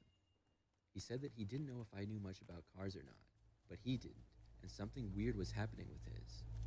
The man So was I guess short, now looked sort of just work on strong. the stairs. I did know a little bit about I need cars, rock, but though. not a whole lot. I was hoping that I would be able to help the man with his problem, though. Then, the man asked me to get inside the backseat of his car and listen to the weird noise it made when he drove. The question really seemed to come out of left field. It took me by surprise, and it also seemed really sketchy. I changed my mind suddenly. Why would you get inside Actually, somebody's car I really like don't that, know though? anything about cars, I said. Then, I turned around to get my cart and started walking back over to it. The man told me to wait, but I didn't. I kept walking, making my way back to the target. I heard footsteps of the man coming after me, though. This was really strange. I sped up. The guy behind me seemed to speed up as well. At that point, I decided to just start sprinting. I felt like I was in danger, and I knew if I made it in the target, I would be safe. I ran all the way there. Wait, there's other stuff I'm The man missing. could not keep up and stopped chasing me. When I got There's a back bunch of inside, stuff I'm I missing. decided to work on the other end of the parking lot for a while. Whatever, I'll just And use that's the exactly stairs. what I did. And I also tried to stay close to the building as I collected Also, cars though, I from the need other a end. floor. Everything went fine. I looked out to the other side of the parking lot where the man in his car had been, and I didn't see him or the SUV. He must have left, which was good. After working for a while, it was time for my final break of the day. It was a 15-minute break. I walked back inside and into the break room. There, I sat on my phone, scrolling through social media and Snapchatting with friends. At that time, I was the only person in the break room. With it being late, there was an overlap of people at the end of their evening shifts or at the beginning of their overnight shifts. Nobody else was taking their break. This was fine with me. About halfway through, I heard the door to That guy's the fucking break room creepy, bro. open and close. There was a little hallway with a closet that led into the break room. I'm listening to scary expected stories somebody and to everything, enter and the this room, guy's just fucking but no one looking at did. me through the window. I didn't think anything of it. No, I fucking continued sitting in my in the chair, rain. looking at my phone. But several moments later, I had a strange feeling. Nah, bro, It nah. was like the feeling that I was being watched. He's I crazy. usually don't get this feeling, so when I did, I turned around. That's when I saw the guy who had chased after me earlier. He was standing in the entrance of the break room, looking right at me. Then, he started walking closer to me. I got up and once again sprinted away from the man. I ran out the other exit of the break room, which led to an employees-only area where you punched in, and there was a desk there as well. Nobody was back there at the time. There was also a door leading to outside, and I ran out of it and back into the parking lot. I ran around to the other entrance door and quickly found one of the managers. I told them the whole story, but when they went into the break room, the man was gone. He must have exited after I had. Luckily, I didn't have much time left on the clock. I worked very carefully for the next 30 minutes or so. You can't be all scary like that, man. And went home. I never saw the man again. What the fuck does that mean, After dude? this incident, I worked at Target for quite a while. Nothing like that ever happened Really, again, you're a which fucking I'm weird glad to say. motherfucker.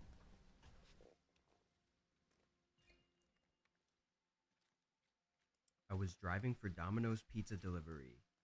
It was a slow night, so I was actually spending a decent amount of time inside the shop, waiting for orders to come in for me to deliver. Just after 10 p.m., a man walked in. I don't know, please. Counter. Stop emoting. Looked like he was in his early 30s, but was extremely sleep deprived and maybe even drunk. My coworker was at the counter helping him with the order, and I was standing in the back organizing the pizza boxes. But after seeing his appearance, I listened in on their conversation. He seemed timid and uneasy about something, as he made a simple request for a medium pizza.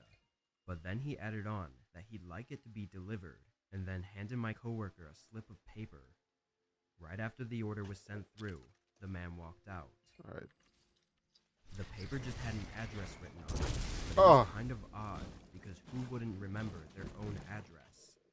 Also, it's not every day that you get a customer coming into the shop to order for delivery to their house. I started making more money, just doesn't growing remember my his following, address, man. and getting Remember higher that. views for my longer content just by adding TikTok. Stop. Anyway, 10 minutes later, I boxed up the pizza and got on the road. It didn't take long for me to notice a strange car behind me. It was the only other car on the road, and they were constantly speeding up and slowing down, like they were having trouble staying at the same speed. Once I saw them swerving too, the first thing I thought was that they were drunk, and how the man at the shop looked drunk too. It seems stupid now, but at the time I really thought it was just a coincidence. When I got to the neighborhood, the car behind me pulled off to the side of the road and parked. 30 seconds later, I pulled into the driveway of what looked like any other house and stepped up to the front porch. Because I like it. I knocked, then knocked And it's again, cheap. and after a couple minutes of waiting, someone finally answered. It was a different man from the one I'd seen at the This shop fucking that ordered Thunderstorm's gotta pizza. stop. I had a Domino's delivery for Matthew. It has to chill. The man stared at me with very wide open eyes, and I noticed that he looked very similar to the way the other man was, sleep deprived and drunk. It took him a few seconds to respond. Yeah, of course, thank you, he said quietly, reaching out for the pizza. I gave it to him, and he looked at me like he was going to say something else, but he didn't. He just continued with his dull look. I then turned around and saw a guy in a hood jogging down the sidewalk just 2 houses away, but he was looking right at us. I quickly went back to my car, and the man at the door stepped out onto the porch like he was going to follow me.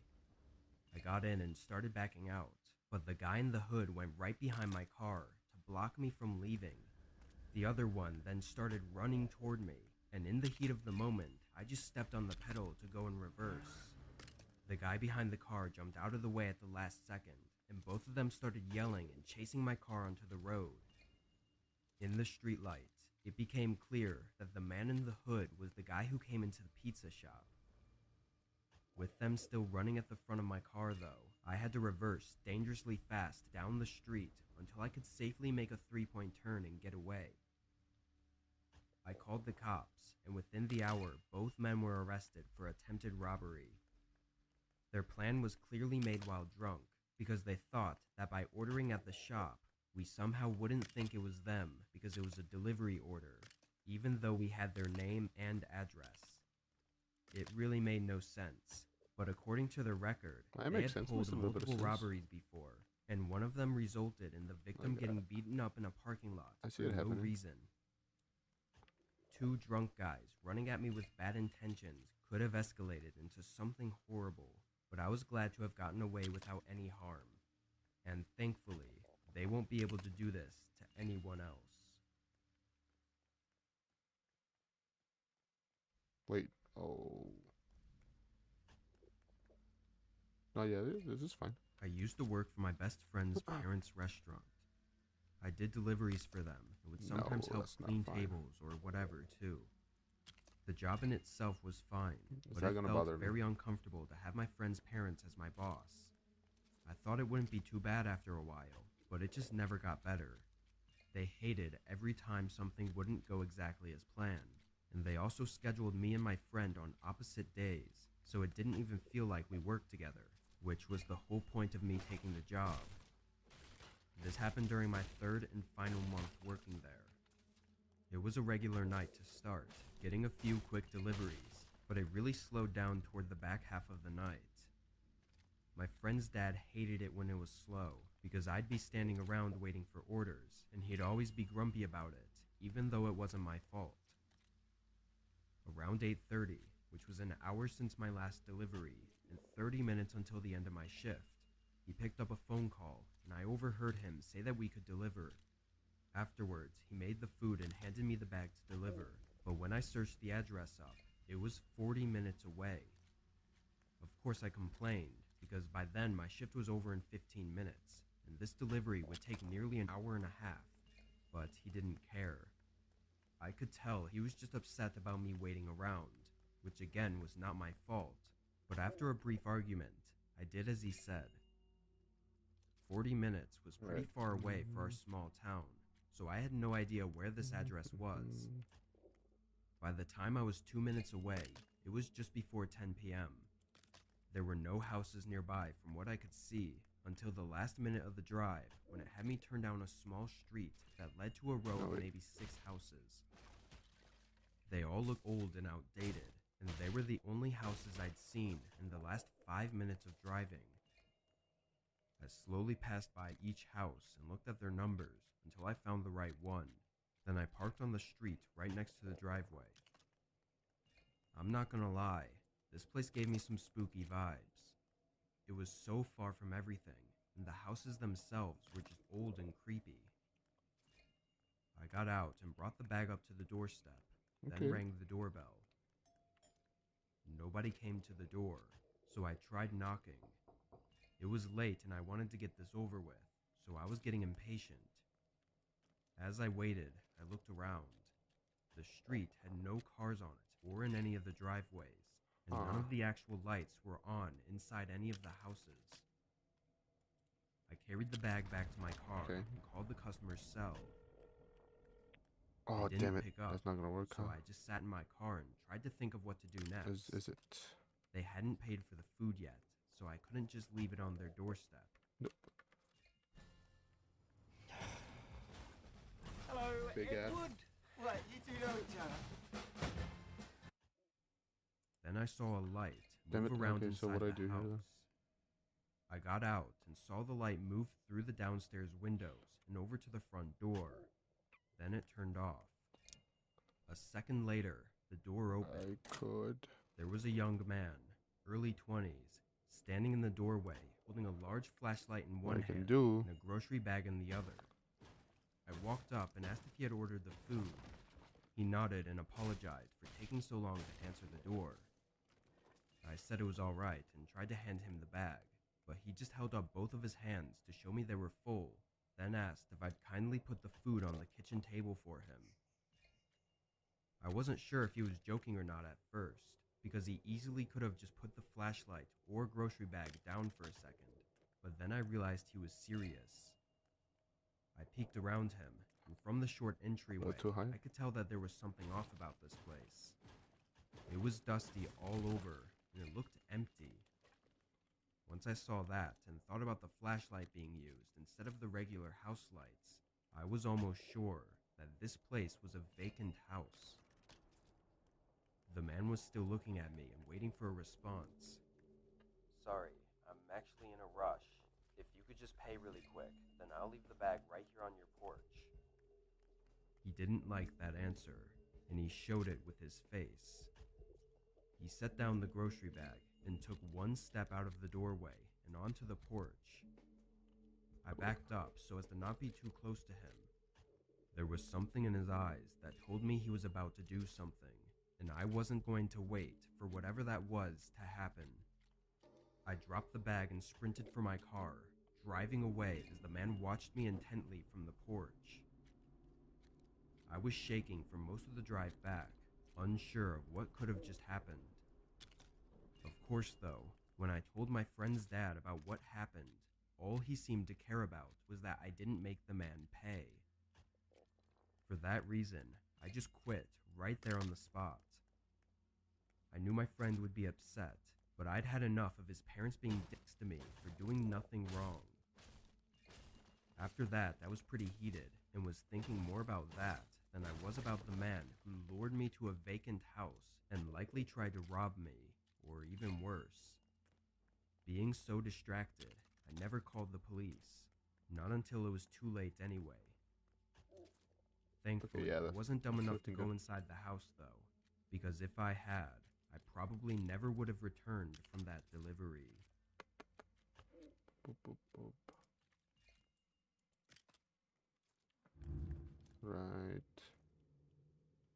Back in high school, I signed up for DoorDash just to see if it was as good as they advertised it. Initially, though, it took me a whole month to finally get myself to take on my first delivery. Nice. But from then on, I did a couple deliveries a day and was really happy with the results. Huh? A couple months after that, I quit my grocery job and started dashing every day after school and even on most weekends. It's gonna look horrible. On this night, I was working extra It late looks good because up it was a here, holiday but weekend. coming up I from the was driving stairs. from 8 p.m. until 2 Yep. a.m. Pretty much just Actually, going okay. back and forth from the 24/7 McDonald's. A little past 2, I picked up another McDonald's order and went en route to the customer. It was set to be delivered at some sort of a warehouse, and in the notes, it said to go in through the side doors and drop it off at the front desk. What? Yeah. Okay. When I got there, I pulled into this huge parking lot. It was mostly empty, only having a few semi-trucks in it. The building was definitely an old warehouse though, being just a large rectangle with a few windows and a single door at the front. I checked one more time to make sure I had it right to deliver it through the side door, then pulled around to the side and parked. The side door was one of those really heavy metal doors with a small glass window. I looked through that tiny window and didn't see anything but a small and dark entrance room, but the glare from my car's headlights made the window reflective and hard to see through. I swung it open and was immediately taken back. It was just as dark as it seemed through the window, and it only had a tiny wall light in the corner that was more of a dim safety light. There was no front desk, so I walked around the corner and stood at the end of a long, unlit corridor. Is it the same color? I knew that most places that have night shift workers don't keep on the unnecessary lights, I think. but this seemed excessive. I couldn't even see the end of the hallway, so if I were to walk down there, I would be walking into complete darkness. That's fine. I took my phone out and checked, now for a third time, to see if I'd gone to the wrong place or through the wrong door. Everything seemed right, but there wasn't any way I was going to walk through that hallway, and the more I thought about it, the more I realized how quiet the whole building was. No machinery moving or people talking. Not a sound at all. I decided to call the customer. I clicked on their name and had it dial the number, and just a moment later, I heard a phone ring echo from the other end of the hallway. After another few seconds, it rang again, but it was closer and louder this time. I stared into this empty corridor and could barely make out the faint glow of someone's phone. Hey, I got an order here from DoorDash. I'm gonna leave it right here for you, I said, setting the bag down in front of me. The figure of a large man started to come out of the dark corridor, but they didn't say anything. I waited another second, but as they got closer, it just really seemed unnerving the way they were walking so fast and not speaking. I had this feeling like someone was gonna jump out behind me or something, and overall was a little freaked out. I turned around and walked quickly out of the door and back to my car. A few moments later, I saw some movement from behind the small glass window on the door, just before I pulled away. Our commitment to veterans is part of who we are. As Man, I'm not gonna put that yet. Mission, we are here for you every step of the way. Am I gonna have to go Our get team is dedicated to helping you find that right opportunity, and we value your skills and your commitment to being role models. We see your support for the community and how much the community supports you. That whole thing gave me chills and had me call it a night and go straight home. In the end, I chose to believe it was just a weird situation all around, but nothing really happened, so I blew it off. A couple days would go by, and on Monday evening, while I was driving again, I got a strange call. It was from the police department. What happened next was more complicated than it had to be, but basically they questioned me about why I was at that specific warehouse at 2:30 a.m. on Saturday morning. Apparently they had security footage of my car pulling up. After explaining I was just a DoorDash driver, and I proved it with the delivery receipt, they told me what was going on. They said that the workers came back from their holiday weekend, where the warehouse was not in operation, and found a DoorDash delivery sitting in the middle of the hallway. Whoever was there had broken in and ordered with a fake account, which is all scary in its own right. But the creepiest part is that they didn't even take the bag of food. It's pretty obvious that they were looking for something else. I don't know what they wanted from me, but I can only assume that if I had stayed and waited for the man, something terrible would have happened.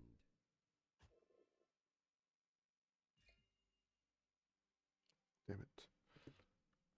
This happened last summer. I'm a 32-year-old male, and I live alone in an apartment outside of the city. At the time, I'd just moved in and had thrown away a lot of old stuff that I had from my other place, so I was occasionally scrolling through Craigslist and Facebook Marketplace, looking for a few furnishings. The two things I needed the most were a coffee table and a TV stand, but I wasn't in too much of a rush, so I didn't mind searching for a couple weeks if I had to. I remember it being a Monday night, and I had just gotten home from work.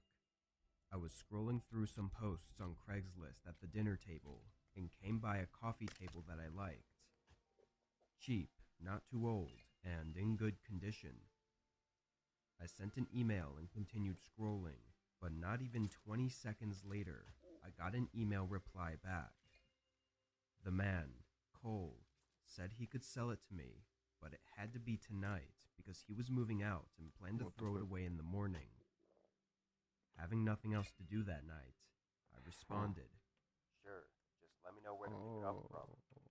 He sent over an address, and I did a quick Google search of it.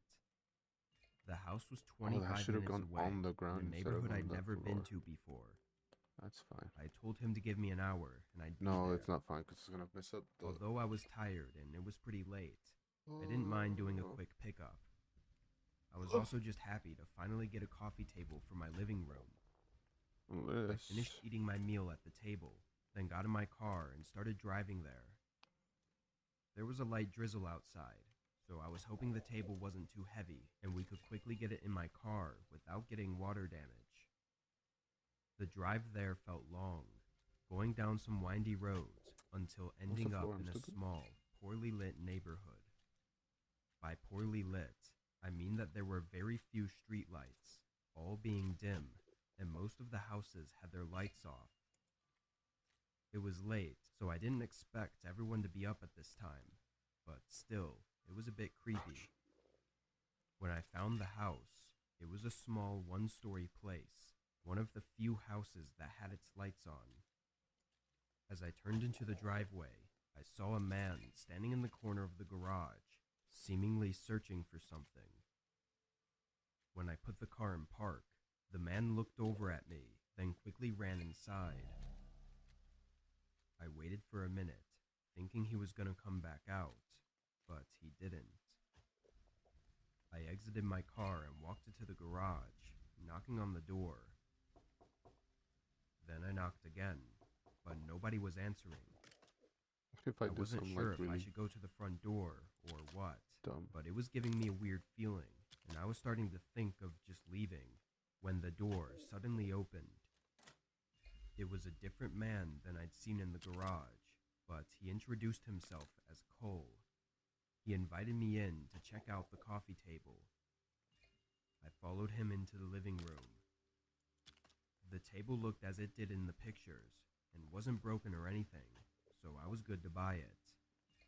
Cole was making small talk with me, telling me about his new place he just bought, but every time I tried to interrupt and say I'd like to buy the table, he would keep talking. Does it look bad? It started to get uncomfortable, standing there listening to him talk over me for 5 whole minutes. It pretty felt bad. like more of a distraction, like he was keeping me there.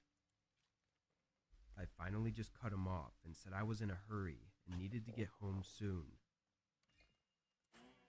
Monday.com is the ideal platform for any organization that is looking to make their work more efficient. For nearly 40 And years, it wouldn't the even Smyrna work. team has been assembling quality, award-winning cars, trucks, crossovers, and SUVs. Monday.com is ingrained in our work life and our project tracking and has become an essential operating system. He stopped talking and said I could have it for free. I suspiciously said okay, then asked if he could help me haul it into my car, and we both grabbed it and started walking it through the house. It wasn't super heavy, but it definitely was a 2-person lift. We got it into the garage and set it down for a rest, but right away, I heard someone running up behind me. They came from the side of the house, running up to me wearing a mask and hoodie. I froze up, both scared and confused. The man wasn't very aggressive, and Cole just stood there with a blank face. The man asked for my wallet and phone, holding up a knife at me. I mean, it works though. I put my hands up, but I really didn't feel threatened enough to comply. He asked again, louder this time, but I took my chances and sprinted for my car. The man lunged at me. Wait, that's not even I like kept where it's running, supposed to go. getting in and locking the door before they could do anything. I backed out and drove away. Okay. And that's when I noticed a cut on my arm that went through my shirt. The man must have slashed me, but in the moment, I didn't even notice. I pulled over a few roads down and called the police, providing them with an address and description of the two men. Oh, damn. To sum it all up, the cops questioned Cole, which was actually his name, and after a brief interrogation, he admitted the masked man was his buddy and they were just trying to rob me with no intention of selling anything. They were both young, and it was their first time trying something like this. So I guess they were nervous, and that's why it felt so strange. Wait, I'm missing Lucky a for fucking me, corner the piece? cut on my arm wasn't deep at all, not even needing stitches. When it came down to it, they were given a few charges, but nothing too serious. Huh? I'm glad I chose to run, though, because I worry that if I had let them take advantage and rob me, then they would have had the confidence to continue doing it. After this, though, I don't think they'll be trying like that crucial again. to the build. Oh no. I know I'll be criticized for this, but I used to be a frequent user of Craigslist. In my defense, I always met in public places and made sure to talk on the phone and everything before going out and meeting them. For me, it was the easiest place to sell random items around Bro, the house, you or to buy gotta stay at things the that would village, son. otherwise run my account into the negatives. Bro, hey, come back, come back. For My years, village. I had nothing happen at all. Yes. I'd met tons of random Yes, sir. people Hey, do you got who a bought or sold recipe more for me, things bro? than I Oh, can okay. count. But Cool, after cool, cool, this, cool. everything changed. I was searching around for a bicycle and came across a nice one for cheap. Maybe not that nice, but it just looked like a normal bike and was said to still work, which was fine for me. I emailed the person about my interest, and they replied within the hour, saying it was still available for the listed price. Now what? We had a quick phone call discussing where and when to meet up, eventually deciding on a gas station that was halfway between both of us.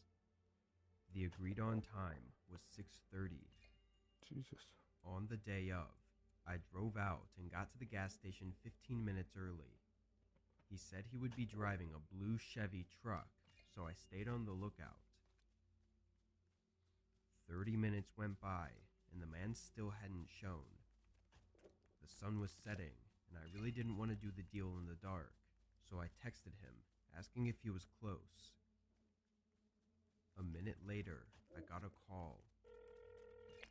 Sorry, I'm on my way right now. Be there in a few minutes. Then he hung up abruptly, without letting me say anything.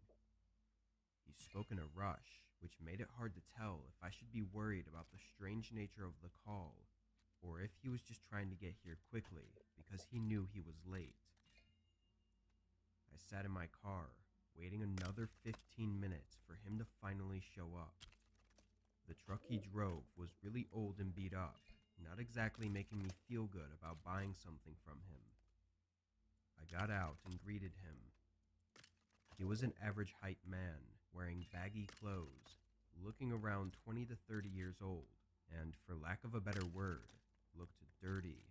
My dog He had scared the gross fuck out of me. hair, and his clothes looked like they'd never been washed. He walked around to his truck Tearing and into opened him. it, pulling out the bike. Surprisingly, it was in Looks like a perfect fucking condition. bomb and shit. It didn't look like anything fancy, but it was definitely well taken care of, unlike everything else with this man. I did a quick walk around and rode it for a minute, and it was all good. But then I put everything together in my head and instantly lost my excitement. This bike was almost definitely stolen.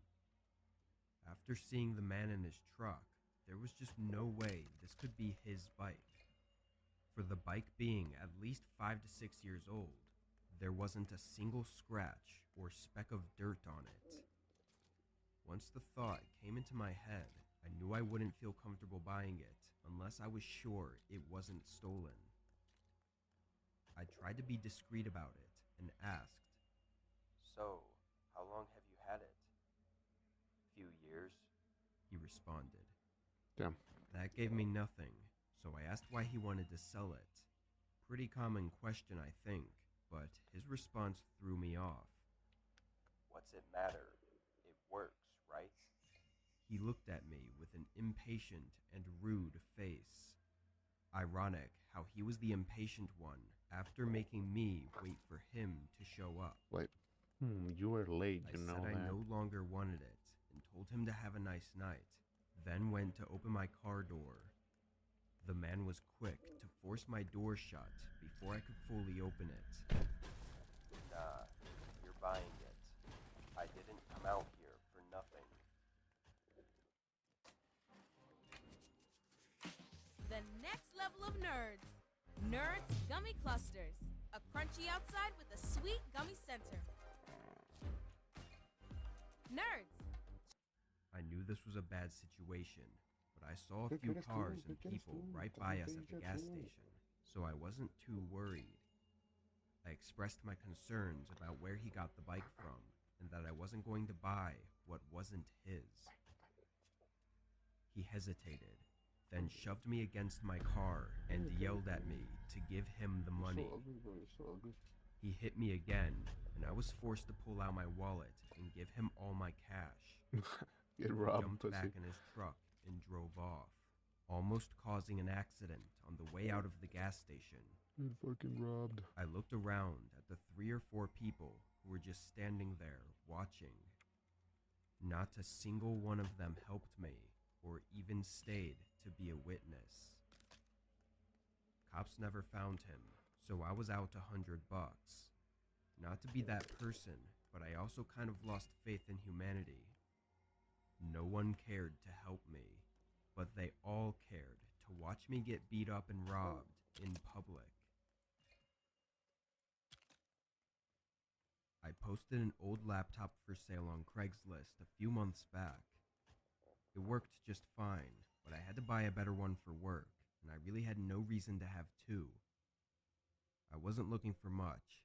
I think I listed it for $80, which was a really good deal. After a few days passed with no responses, I mostly forgot about it, until I checked my emails again a week later and saw I'd gotten a message. They simply said they wanted to look at it and asked if it was still available. I replied, and later that day they got back to me. They said they could swing by tomorrow, and we agreed on 5 o'clock. Later that night, I realized I never got his name. The email address he was sending from was some personal email that looked more like a gamer tag, so it wasn't that helpful. I didn't think too much of it, assuming he just didn't realize what address he was using. On the following day, I reached out and sent him my address a few hours before 5. It was my day off, so I was going to be home all day.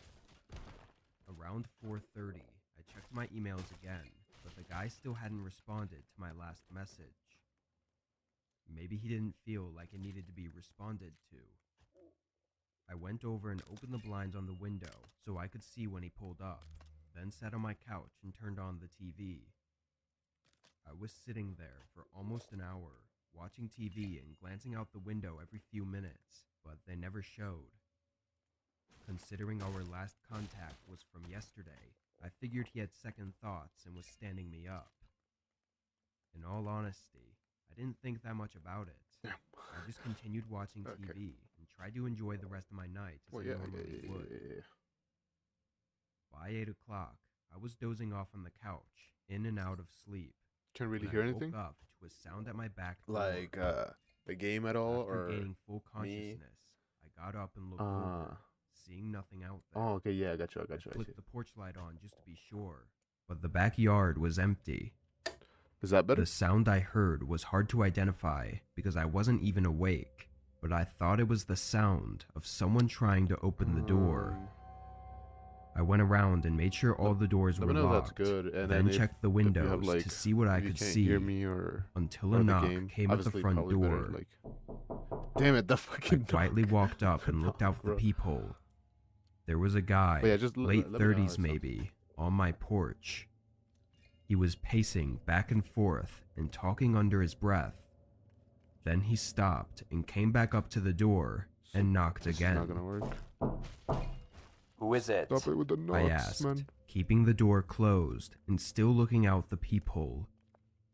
He stared at the door, then said he was trying to talk to the homeowner. The way he said it, with a stutter and slurred words, made it obvious he was on something, or wasn't right in the head. I chose not to respond, and once the guy realized this, he called out again, saying he really needed to talk to me. He was pacing again, acting really unsettling.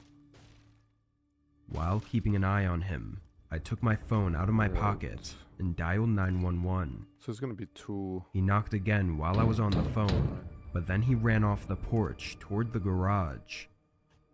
I immediately went to get my newer laptop and pulled up the live feed from my security camera that I had just above the garage. On the footage, his car was parked all the way up my driveway, double-check, see how probably that just a sounded. few inches from touching my garage door, and the guy was using a crowbar to try and wedge the garage open. He looked insane, but it scared the shit out of me.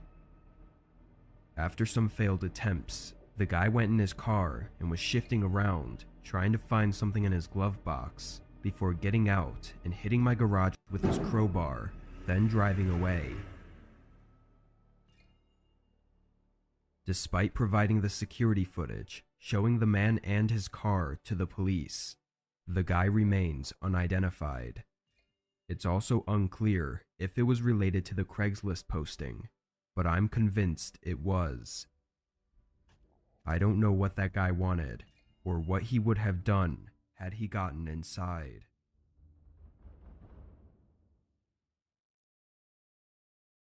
You were the first in your family to go to college, but why stop there? With a graduate degree from Walden, you could make a...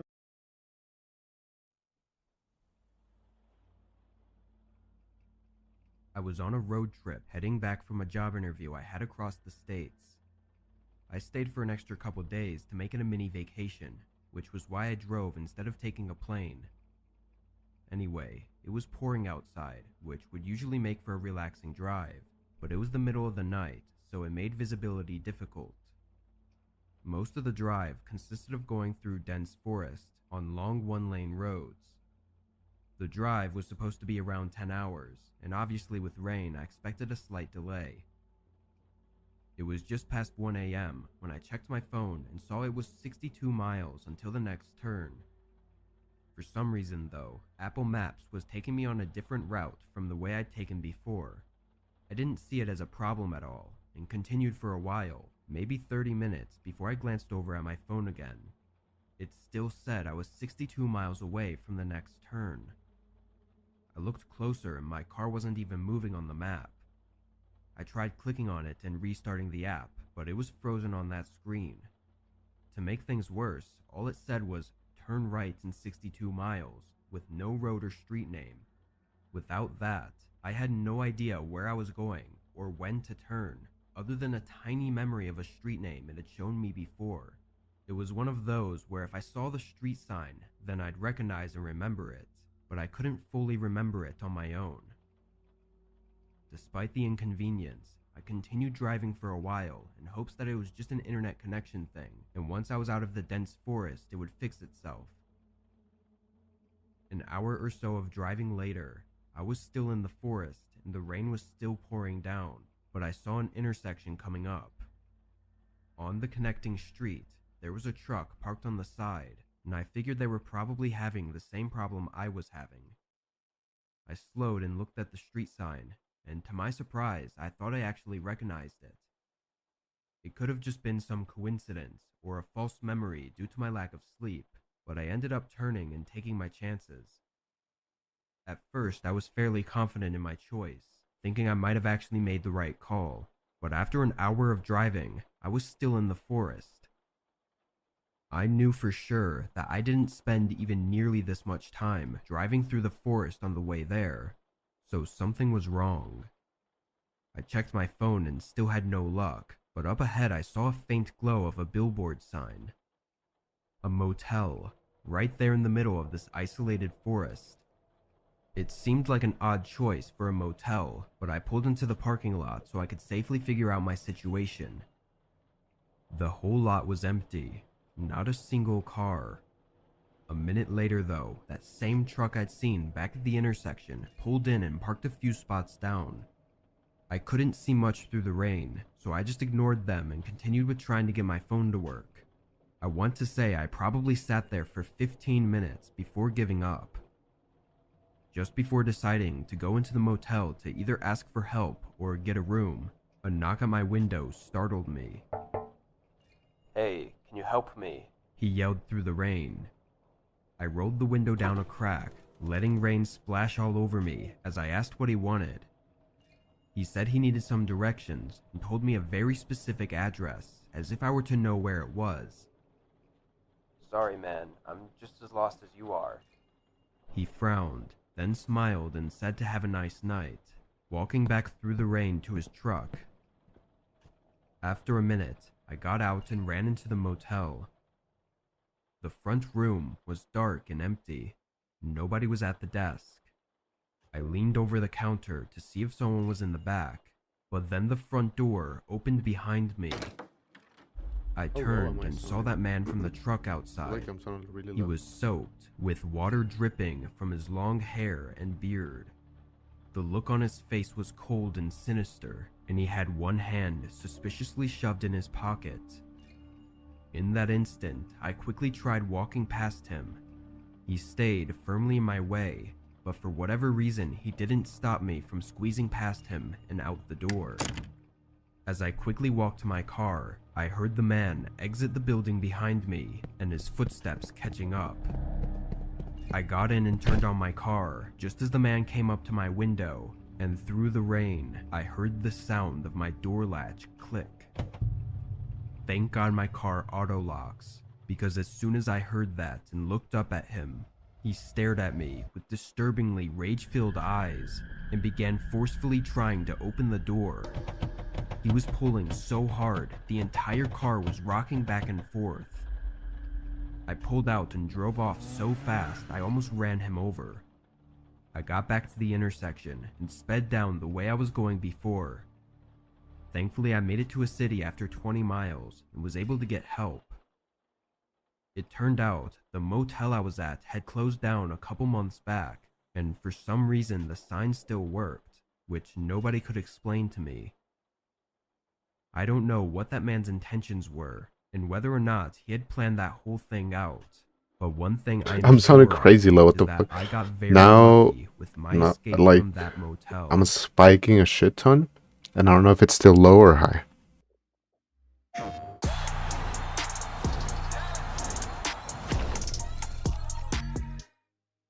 Money makes the world go round.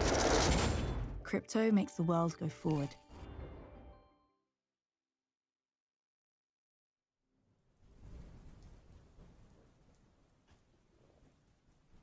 When I was 21, I went on a vacation to Washington. It was somewhere I'd been dreaming of going since I was a kid.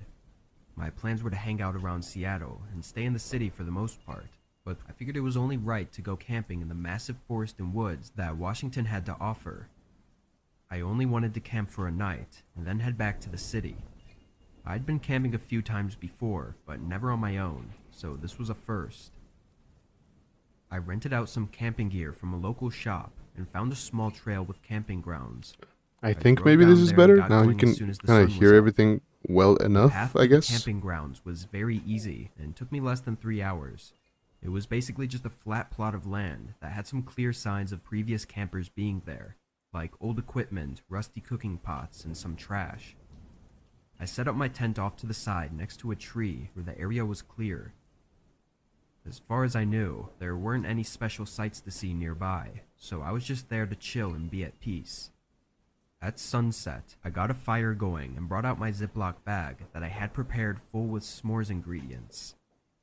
I made an unhealthy amount, and when I was done, I just sat next to the campfire and spent some time thinking. That was until I was interrupted. A man came up behind me from seemingly nowhere and sat at the other end of my campfire. Oh, hey, you camping around here too? I asked, trying to make the strange encounter less awkward. He looked at me, but he didn't respond to my question. I looked around behind me and to the sides to see if anyone else was here, but it was just us. A moment went by before he stood up and walked away. I don't recall if I was more nervous, creeped out, or confused, but nonetheless I stayed there and kept my eyes open for the next hour. Eventually I put my fire out and went inside my tent, staying up for I'm just another gonna fix hour the before audio falling real quick. asleep. See if I can make it better. I woke up in the middle of the night to a strange sound. The crackle of a campfire. I opened my eyes and saw the orange light flickering in front of my tent. My heartbeat grew faster and louder as I unzipped the tent. My campfire had been rekindled, and 4 men sat around it, all looking directly at me. One of them was the same man who'd come by previously.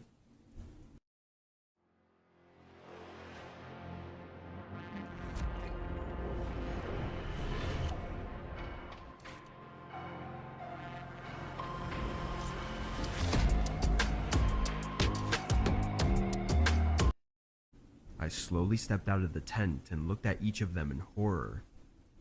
Before I could say anything, one of them spoke something in a foreign language, and then 2 of them got up and grabbed me, patting me down and taking my phone and wallet.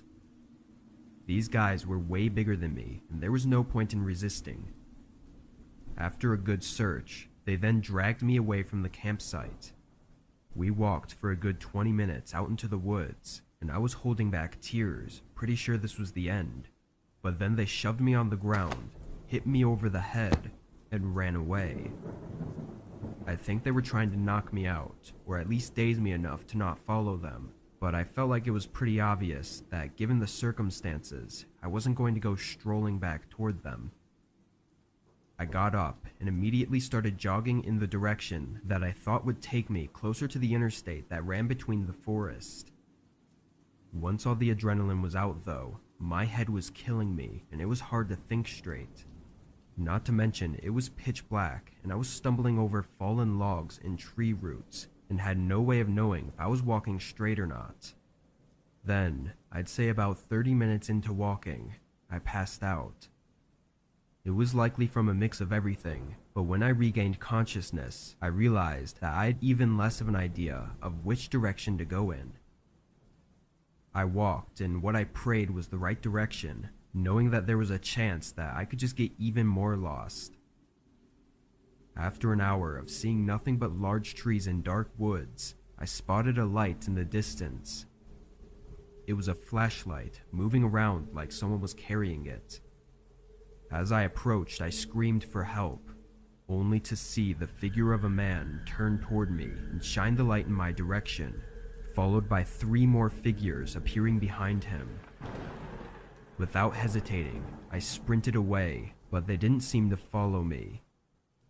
From that encounter, although scaring the shit out of me again, I saw the way they were walking and was able to keep myself going in that direction. 2 more hours of walking, and at the break of dawn, I reached the interstate. After another half hour, I finally waved down a car and was safe from there. After getting back to the city and contacting police, I got my car back and gave the officers the best description of the events that I could give. I still had to pay for the lost rental items, but that was far from the worst of it. Lucky for me, the men who robbed and attacked me didn't seem to be in the killing business, but leaving me out in a vast forest like that in the middle of the night was giving me slim chances at best. As odd as it sounds, if I hadn't seen them for a second time, although as horrifying as it was, it's likely the only reason I'm still here today.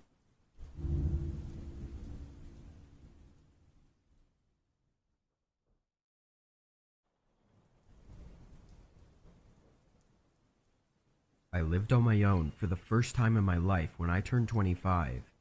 It made me want to explore doing other things by myself too, and one thing I'd always wanted to do was go for a long hike.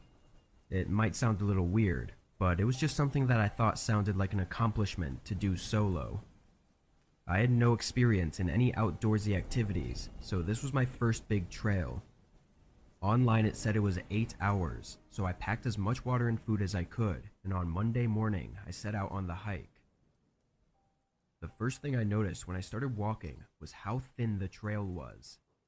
I didn't know if this was normal or not, but it was barely wide enough to walk on without stepping on the borders of the trail. While being thin, it was still very defined, and I knew I'd be back well before dark, so I wasn't worried about it. Bienvenido a AutoZone. ¿En qué estás trabajando hoy? Vengo a recoger los frenos Duralast que ordené esta mañana. Although I didn't do much hiking, I was still in decent shape, so walking long distances wasn't an issue.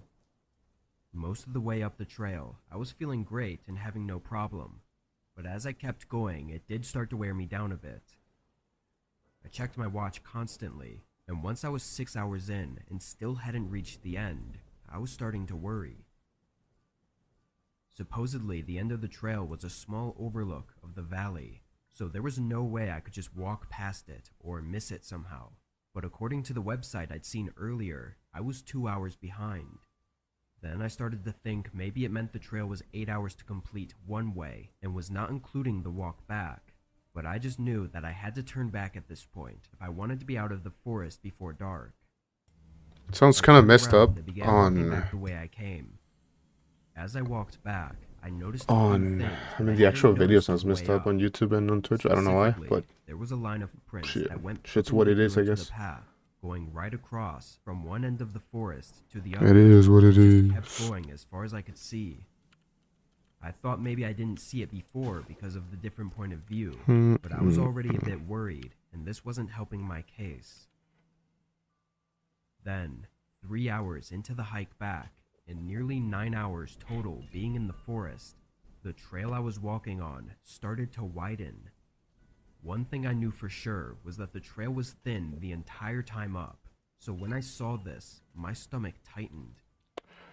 I didn't know how, but I had gotten onto the wrong trail, maybe taken a side path accidentally. If you're getting to wrong trails, man, like a then terrified child for it's kind of on you. Unsure of my next move.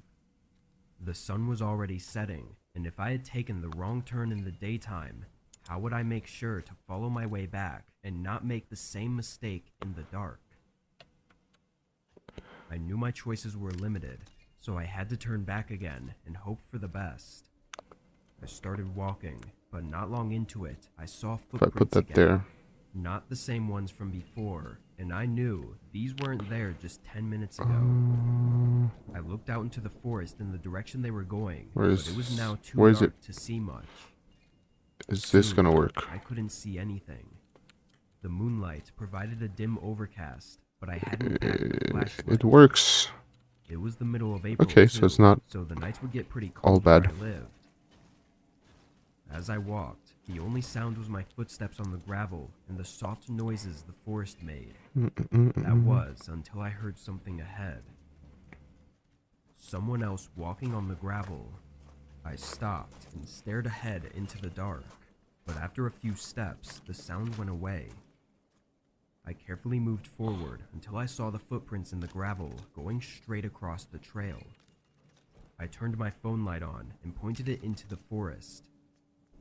It was still too dim, but I knew someone was out there. Hello? I called out. There was nothing but silence. I held my phone light up still, and after a moment, I saw a very slight fog from someone's cold breath rise from behind a nearby tree. They were maybe 10 feet away from me into the forest, but seeing as they were hiding made me scared as to what they were up to and why exactly they didn't want to be seen. Damn it. I quickly walked further down the How does this trail, work? and after 30 minutes, I found where I had accidentally turned off. I probably mess up the... I made it out and got to my car. Oh, okay, yes, I see what I messed up. For having gotten myself into such a bad situation, but it only got worse. I think it was exactly 3 weeks since my hike when I saw on the news that 2 bodies were found in the forest I had hiked in. They didn't give exact locations, but it was in the area near the trail I had taken. I don't think they found who had done it, but I'm almost positive that at one point I was standing just 10 feet away from them, close enough to see their cold breath in the dark. Nobody's gotta know that. It's a real small fucking Last year was my senior year of high school, and my friend group was always full of dumb ideas. All it took was a boring weekend night for us to go out and find anything to entertain us. That's exactly what happened this night. It was me and my 2 other friends, hanging out and just trying to think of something to do. One of them, Mikey, had been talking of this abandoned place nearby for the past few weeks. We pushed it off for a while, but now with nothing to do, it didn't sound all that bad of an idea to go exploring. He said it was a house on the edge of town where all the farmland was, but aside from the location, that was about all he knew. Me and the other friend shrugged and said why not, and within 15 minutes we were on the road. We drove for a half hour until we reached the point where Mikey said to turn off onto an unpaved road, and a few minutes later we exited the tree line and were right in front of the house. It was a very large house with a huge plot of abandoned farmland around it. We got out of the car and each took a flashlight, then approached the front door. I turned the knob and it was unlocked, but when I tried shoving it open, it was blocked by something heavy on the other side. We went around to the back and tried the back door. It's gonna be like a really small room though. Oh wait, it's not even supposed to be like this, huh? Window on the side of the house.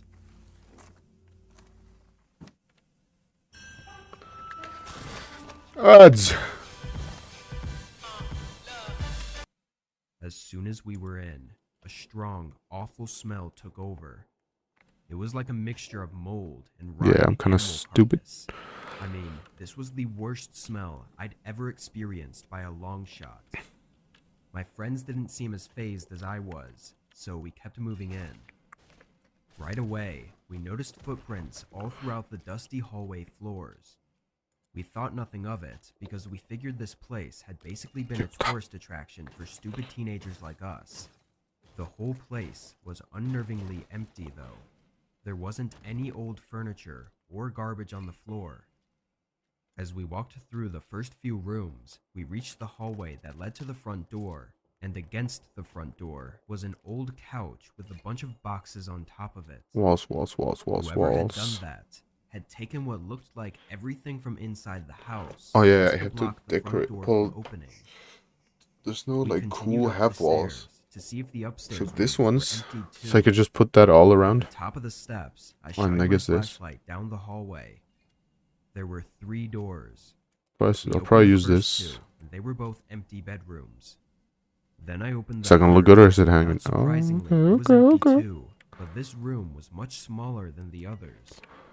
The reason this confused all of us was because there were no more rooms next to it. So based on the layout of the house, it was easy to assume that this room was supposed to be double the size of the others, since there were no more doors. With nothing left to see, we started back down the stairs. I'm stupid. As we got halfway down, we all heard the same thing. It sounded like a ball hitting the floor, rolling, then quickly and intentionally being stopped. It came from upstairs where we just were. Cautiously, we checked each of the rooms again and found nothing. all of us hearing the exact same thing made it extra odd because we all knew it happened, but there was nothing upstairs. After that, we were all getting uncomfortable and we quickly left the house through the same window we came in from. We walked to the front where the car was and got in. Just before I pulled out though, I noticed 2 windows upstairs on the left side of the house, and I specifically remembered that the small room we were confused by only had 1 window. I pointed this out to my friends, and we all sat there, staring at the second floor windows and trying to figure out what was going on. Then there was a sudden flicker of a shadow moving across the blinds, followed by a dim light glowing from behind the window. In the light, the figure of a man could be seen, looking out the window at us. I put the car in drive, did a U-turn, and sped down the dirt road, getting out of there as fast as possible. After some discussion, Mikey convinced us to call the police. Cool. But the police found nothing. Can I fit through that? Whoever was there had Get in! and probably took everything with them. When I think back on it now, I'm just happy that we didn't try too hard to search for any more rooms when we were up there. If we did, Shit. I wouldn't doubt it if whoever was hiding in there was prepared to take drastic measures not to be found.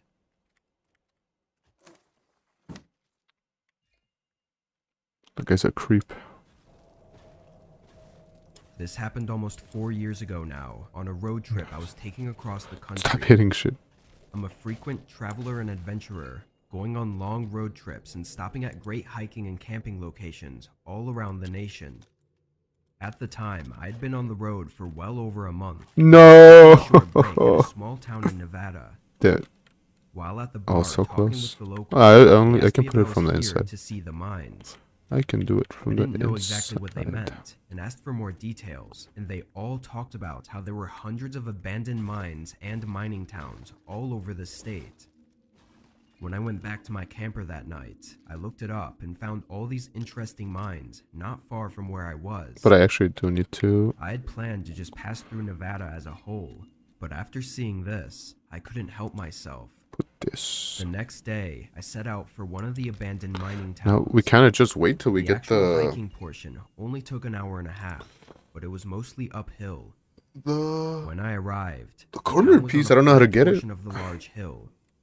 There were 20 to 30 small wooden buildings, and in the center of the town was a railroad leading into the hill where the mine entrance was. I walked along this railroad, looking at Not the quite. identical rows of wooden structures. I was more interested in the actual mine than I was in the ghost town, but it was still cool to see. I checked out one of the structures, but it was full of dirt and rubble, and I was sure that all the others would probably be the same. At the entrance to the mine, I took out my flashlight, and when I pointed it through, the tunnel was so long that I couldn't even see the end. I started walking, and the further inside I got, the more quiet everything was, until eventually No, it we was gotta just fix the this sound of my footsteps echoing through stairs the mine. problem. After a couple minutes, I reached the end of the railroad tracks and was met by a sign that said the area beyond was closed. Of course, I walked past it. Yes, sir. The tunnel very quickly became shallower and less well-rounded. There was then a turn that started going down at a slope, and at one section of it, the floor had caved in. Someone before me had set up some makeshift walkway to get across the opening, but it seemed incredibly dangerous. Did I get that piece of and wood that fell unstable. down? I pointed the flashlight down, I did. and the drop was enough to have me permanently trapped if I were to fall. I decided to turn back and went down one of the other side passages that I'd passed up previously and found myself at a ladder going down a steep tunnel. Again, I shined my flashlight and saw that the bottom of the ladder wasn't even visible. I started my descent, but not long into it, I heard something from below. It was a loud thud echoing through the mine.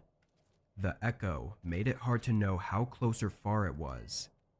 I pointed my flashlight down, and while I didn't see the cause of the sound, I did see the bottom. I climbed down and found myself at the base of another passageway, and a few feet in, I found what caused the thud. There was a large rock sitting in the middle of the tunnel, which I thought could have fallen from the ceiling, but it wasn't hard to tell that it was an entirely different kind of rock, which begged the question, how did it fall and create a thud? I got my answer when I pointed the flashlight further down the tunnel.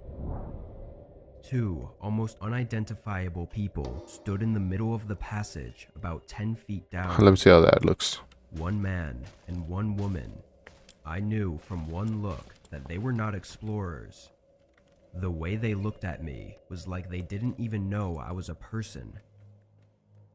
I started backing up, being cautious with my movements to not make them feel threatened in any way. When I got to the ladder, I dreaded putting the flashlight in my pocket and started climbing up. Part of the way up, I swear, I heard someone grab onto the rungs below me and begin climbing up quickly. I looked down and saw nothing but darkness. I screamed and began climbing up as fast as I could. I sprinted out of the mine and away from the ghost town. During the hike back, I collected my thoughts, thinking maybe what I heard was their footsteps, and in the moment I'd just mistaken it for them climbing up after me, but it was still terrifying. I drove down to a police station in the area and reported what had happened, but as far as I know, the police didn't do any sort of search or anything, despite me telling them that they looked malnourished and deeply insane. Even if they didn't know it themselves, they seriously needed help. They look deeply insane, I bro. did some digging online since then, and thought of some interesting theories as to why they may have been there to begin with. There were several cases from around the area of couples that went missing within the past 10 years, Let me see. mostly due to committing horrible crimes and likely running away from the police. It just makes me think how if that were to be true, and these were two people who'd committed terrible crimes, then I was very lucky to have escaped after seeing them. Okay. Me and my best friend Glenn grew up in Can a we small make it? town far from any big cities. Looks like we can make The it. population was less than 1,000. I'm out of so wood. Yeah, it was very Cool. local. And Cool, everyone cool, knew cool, everyone. cool. Growing up, rumors would spread about various creepy things that would go on in the town. Cool. All most likely fake. No wood. One of the words that would spread was of this small community a few miles out in the surrounding woods that was abandoned decades ago. By the time Glenn and I were in high school, we found out from multiple people that the That doesn't look community too was bad. actually real, and there was a whole Looks history kinda to okay. it. After finding that out, it was impossible for us to resist the urge to go out there and see what all the talk was about. We tried planning the There whole it trip is. out, but in the end, we just packed a backpack with Oh, some except- flashlights, then headed into the woods. Free Holiday Inn Express breakfast? I shouldn't have done it like that. It's too big. Takes up too much space.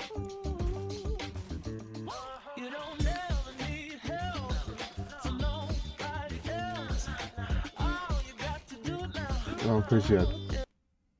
We got some basic directions to this poorly made trail that supposedly led there, and we followed it down for about 3 miles, but then it ended. Really?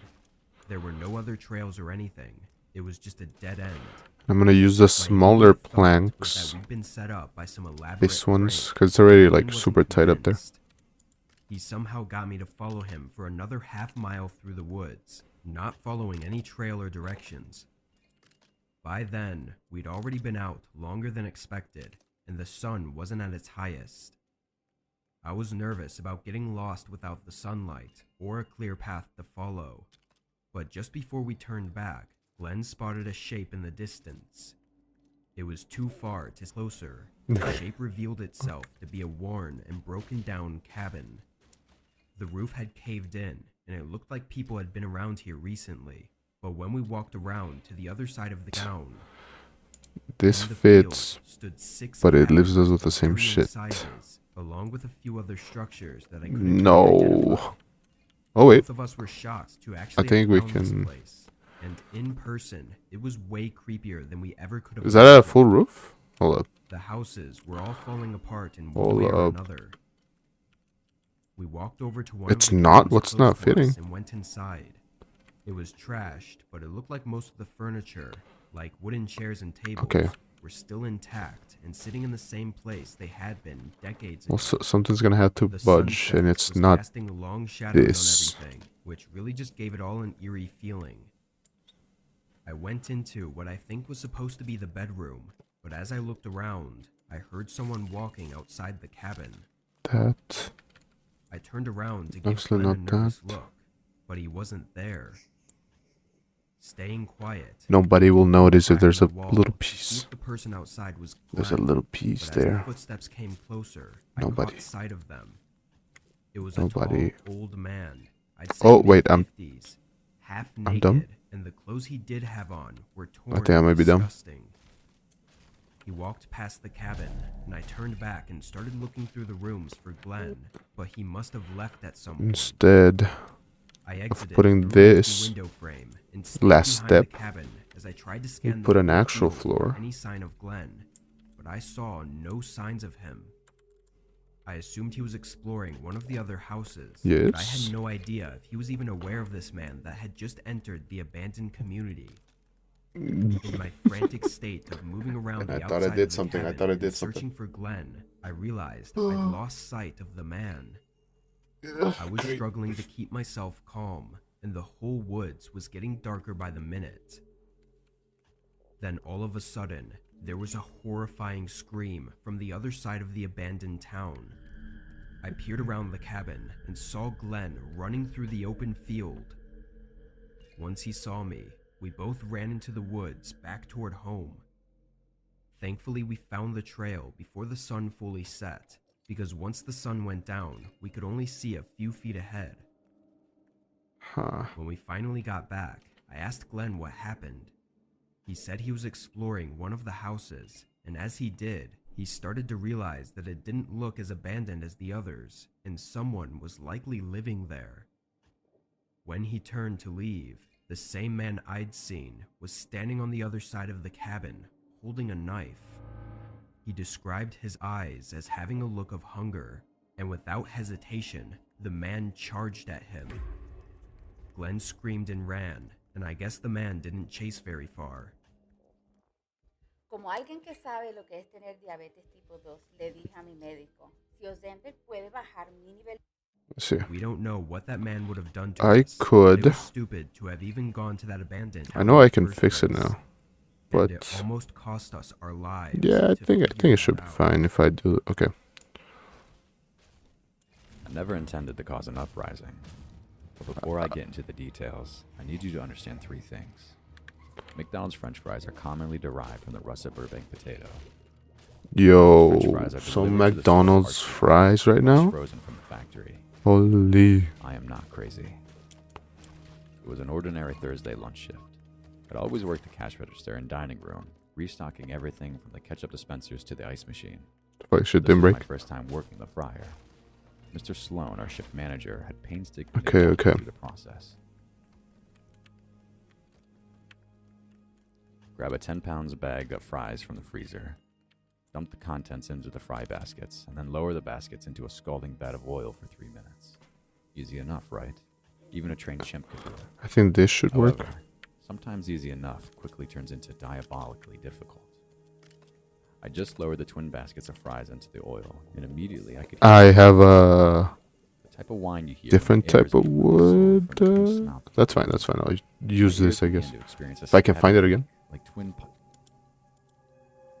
My ears began to experience a stabbing ache, like twin ice picks being repeatedly jabbed at my ear canals. I checked around the kitchen, but nobody else appeared to be hearing the sound. Trying to determine its source, I lowered my ear toward the vat of bubbling oil. That's when I detected movement. The fries I had just lowered into the vat were now a twisting and coiling knot. Imagine a jumbled, snaking mass of slender fingers sized maggots. I watched unblinking and unbelievingly as the suddenly active fries started to worm their way over the rims of the fry baskets towards the sides of the vat. Then, using the combined And now mass it of should the work? vat, What? started to How form does that each fucking chamber work, man? pushed themselves out of the oil. As the first fries in each chamber How? free of the oil's surface, the wine began to grow in the pitch and volume, as if a jet engine was throttling up for takeoff. Again, I glanced around to see if any other crew member was hearing the sound, but they all went about their business as if Okay. the fry uprising wasn't in progress. I stood over the vat of escape-minded fries and did what any McDonald's fry cook or trained chimp would do. I started to shove the fries back down into the vat with a spatula. The response from the fries was instant. They started to quicken their pace out of the vat, their ear-splitting whine quickly morphing into the angry hiss of air bleeding from a gashed tire. I grabbed a second spatula and went to work, shoving and slapping and pounding the fries back into the oil. Picture a violent game of whack-a-mole between a frantic fry cook and hundreds of sentient French fries. Oil was being splattered everywhere as the angrily hissing fries went plunging back again and again, their twisting mouths growing faster and more desperate to scale the sides of the cooking vat. I was working up a mighty sweat as errant droplets of oil stung my forearms and neck, every inch of my exposed skin, yet the battle waged on. As ludicrous as it sounds, for every droplet that sizzled against my skin, my mind grew stronger. My body seemed to be using the pain to hypercharge my thoughts, blocking out the tactile sensations that fueled my cognition.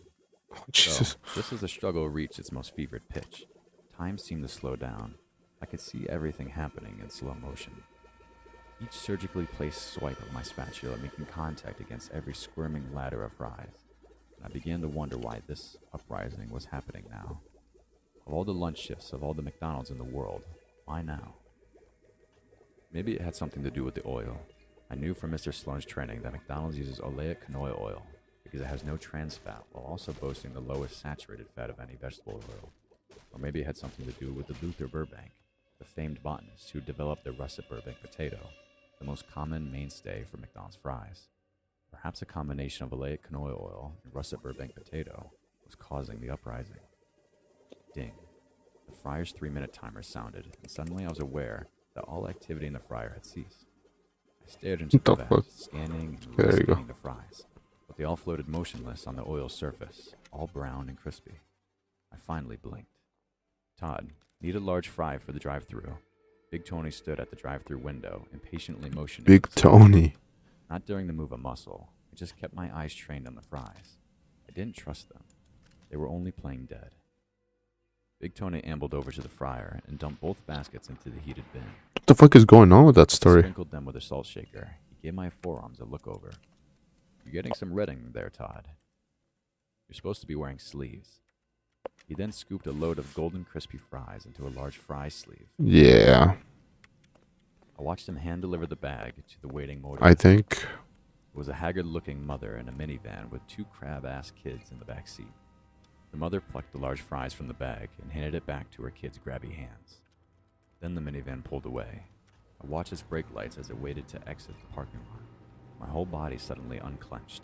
Perhaps the uprising had been a figment of my imagination. Maybe the fumes off the fryer had messed with my head. I'd have to do a Google search on oleic canola oil.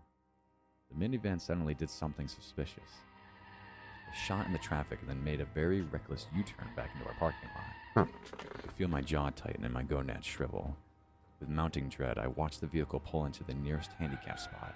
Then the mother and kids entered the store. Both kids were now calm and polite. The mother appeared pleasant and relaxed. Can't figure out how to make this Described it in work. a single word. Vegetative. They approached the counter as Mr. Sloan made a beeline for the register. Hello, welcome to McDonald's. How may I help you? 1 large fry. Of course, Todd, 1 large fry. My eyes batted between the fry bin and the placid-faced mother and kids.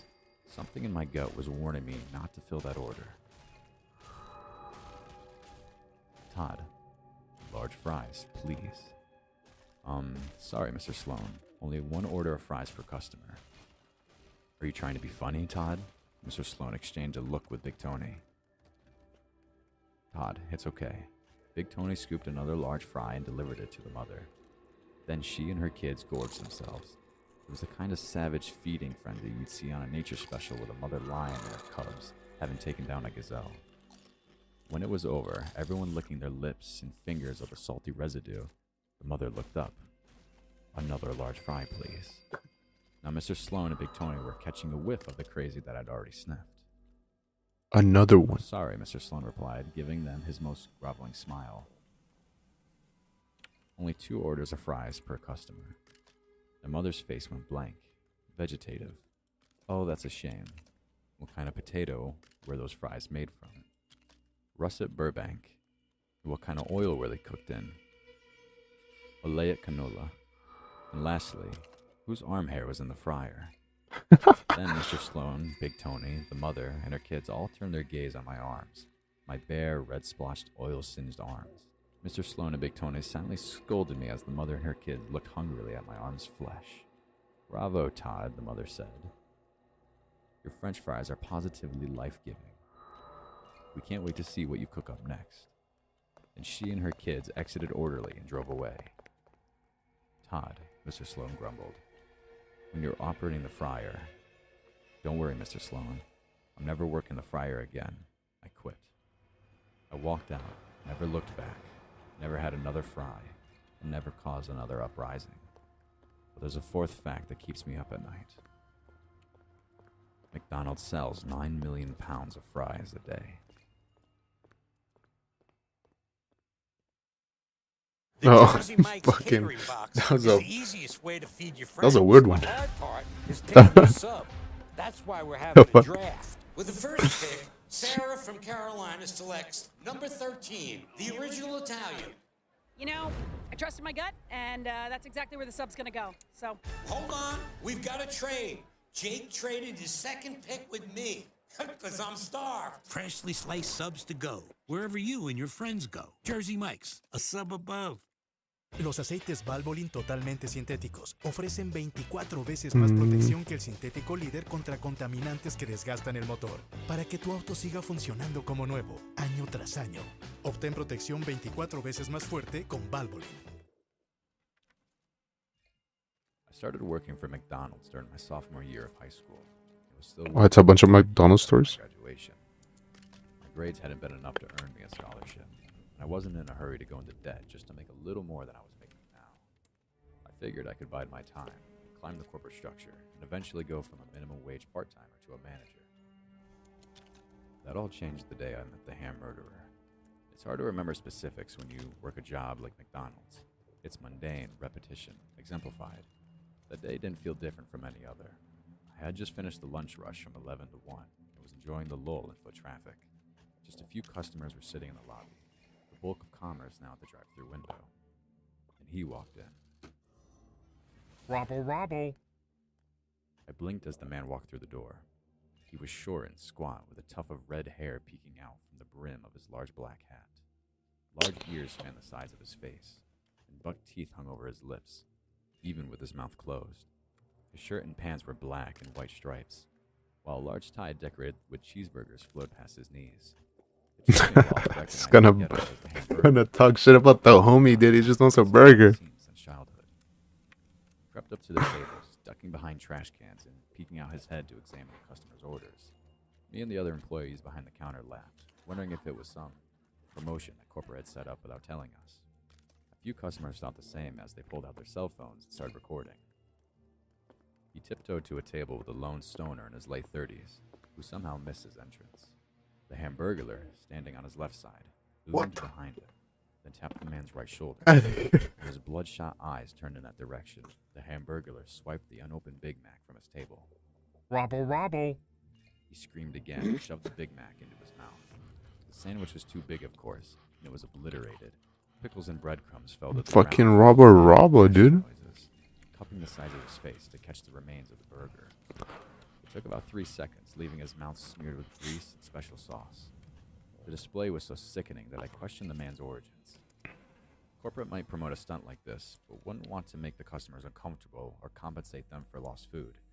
I suspected he was some online prankster, so I leaned over the counter, looking for somebody besides the customers recording it, but I couldn't see anyone.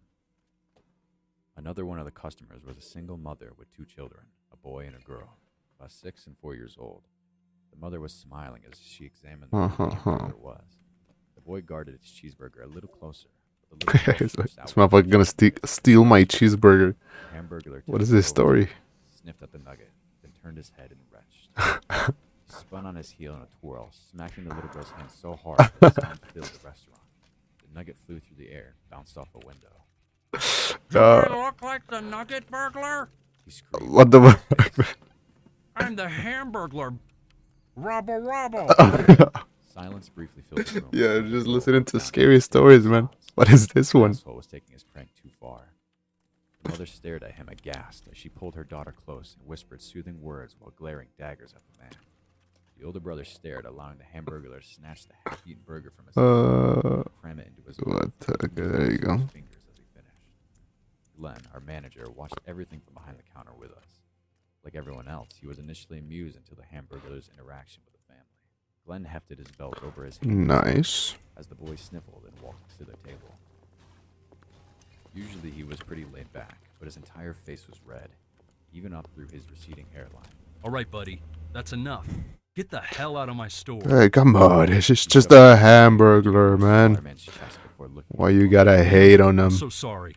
This man is not an employee, nor is he affiliated with the company Come in any on. way. I'll be happy to comp and... Oh, why you gotta cut me out like that with the ads, bro? By Mozilla. This show's getting good. Before Glenn could say anything, the Hamburglar stepped before him, standing on his tiptoes to put a hand on one of Glenn's shoulders.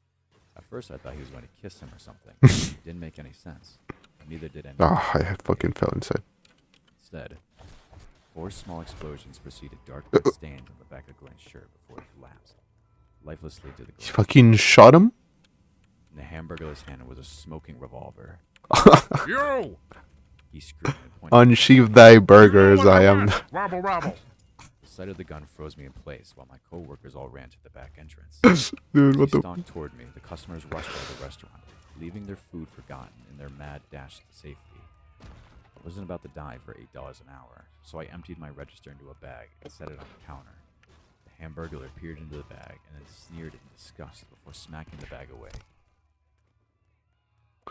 Come on. Burgers. Burgers, Give me all your dumbass. burgers. How do you not Rabble, get rabble. it that he's there for the burgers, bro? I asked in shock, but he fired the gun in the air. He's a sprang simple me, man with simple spun needs. around and pulled all of the Burgers. line and put them in the And you're gonna give it to him. Big Macs, quarter pounders, even the small ones from our value menu. My hands trembled, dropping one of the burgers to the floor. Another gunshot made me jump. The bullet drove through the McFlurry machine, leaving a gaping hole. That's why that shit's always broken. It's getting shot up by the fucking the Hamburglar. I finished the last bag and set them on the counter. Mm. Do you want fries with that? I cringed at the stupid question. My training had hammered it into me so hard that it came out as a reflex. What if he does one? His face tightened in rage as he raised. Oh, the gun. you fucked up. Up close, I could see Glenn's blood staining the barrel. I cried and begged, but it didn't stop him from pulling the trigger. Oh, he shot him? Click. Lucky you, he said, as the strength went out from my legs, and the front of my pants grew hot and wet as I lost control of my bladder. Oh, my Hamburglar lord. grabbed the bags and skipped toward the door. He spun on his heels, smiled, and saluted me with the gun. Rabble, rabble. The police never caught him. I haven't stepped foot in a McDonald's ever since. Yo, fucking. Bro. What was that story, man? Listen, I know you liked it. I know you liked it, dude. Because I was like, should I listen to some scary stories or McDonald's fan fiction? And I was like, yeah, let me listen to that instead, bro.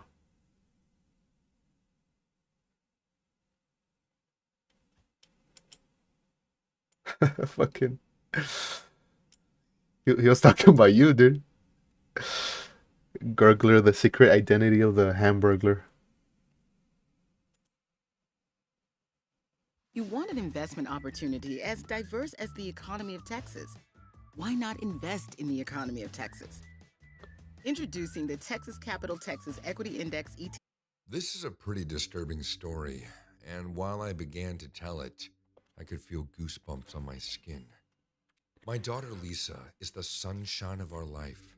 My wife and I can't live without her. But 4 years back, we almost lost her to a terrible accident. It all started when Lisa No shot. turned Oh 5 my years god, old. it's gonna be a I'm a pain. graphic designer, and my wife Oh, shit. teaches at a preschool. So basically, I'm a full-time dad as well. I love spending time with my kid, but whenever I get too busy with work, I give Lisa small tasks to keep her busy until my work is done. Among every other activity, Lisa loves to draw. This is some habit she picked up from a very young age. Whatever she thinks or likes, she sketches them on her Damn it. drawing book with her It tiny really hands, doesn't fit. and I just adore Right. this quality in her. So it was a regular Monday evening. My wife watched TV in the living room. I'm pretty sure I that's was the working middle. in my studio. Let me see. I'll just Lisa start from played the with her sides. monster truck sitting on the couch right next to me. Nice. She is a quiet kid, which is why I loved having her around, even though I was working. Everything was fine until she struck up a weird conversation with me. Daddy? Without taking my eyes off the computer screen, I replied, "Yes, my darling? Can I ask you a question?" "Sure, what is it?" "Can Spike sleep in my bed tonight?" Bro, this is gonna be my storage system. What do you mean? Unknown name. Not system, but like storage place. She was still playing with her monster truck in the same casual way. "Who is Spike?" "Friend." Just because you can't get your fucking Fortnite fixed. "He lives under my bed." I frowned. Get your Fortnite fixed, kid. How does that work? Oh, okay. No, that makes sense. So then, So out of mere curiosity, I asked, "Why does he live under your bed?" Lisa looked at me and shrugged her shoulders, saying, "I don't know." I don't know, motherfucker. Realizing this was just a phase and it was pretty normal for kids to have imaginary friends, I said, "Sure, he can sleep on your bed if that's what makes you happy." She gave me a joyful smile, and the matter ended there, at least for then. The next morning I came downstairs and my wife said Lisa asked for an extra pillow last night when she went to tuck her into bed. I worked late nights, so I had no idea this happened. My wife further told me that Lisa said it was for her friend Spike and that I had permitted him to sleep on her bed. Recalling the conversation with my daughter yesterday, I explained everything to my wife. Though I didn't bother much about this imaginary friend thing, my wife certainly didn't seem happy about it. She said I shouldn't encourage such behavior, as it was pretty creepy. I laughed at her thoughts, but within the next few weeks, I too I'm stuck. realized that something was wrong about this entire thing. It was a rainy afternoon. Lisa was out to see her grandma with my wife, and I was cleaning the house out of boredom. I entered Lisa's Cleaning the house out of looking to boredom. arrange her toys when I noticed her sketchbook peeking from under her pillow. It was as if she purposely kept it there so that no one could see it. My curiosity got the best of me, and I opened her sketchbook. The first 3 pages were fine. The horror began on page 4. On Those page Noble 4, 6? Lisa I don't know who had those drawn are, bro. something very disturbing. You're tripping. She drew all And you're not tricking anybody. I know you are the Hamburglar. So There was a 4th character in the picture as well. Confession to Murder live, bro. That looked like a kid was also standing beside us. Except the kid had no face, and there was a big hole in his head. Above his Ouch. character, Lisa wrote his name. Ouch. Feeling freaked out by this, Bro, somebody get this skeleton, bro. to confront her about it. Bro, somebody get your When she skeleton. came home, I showed her the drawing and asked, Somebody get your skeleton, "Is bro. this your friend Spike?" She quickly looked at me, and then, scaring the hell out of me, looked behind me, as if someone was standing behind me. Ouch. I quickly turned around, but I didn't see anyone. Behind you, By bro. this time, my wife also noticed the You mean tension between in us, real life so or she the skeleton that's like beside me. throwing rocks at the back of my neck? Nothing. You didn't answer my question. Is this your friend Spike? Yes. Why does he have a hole in his head?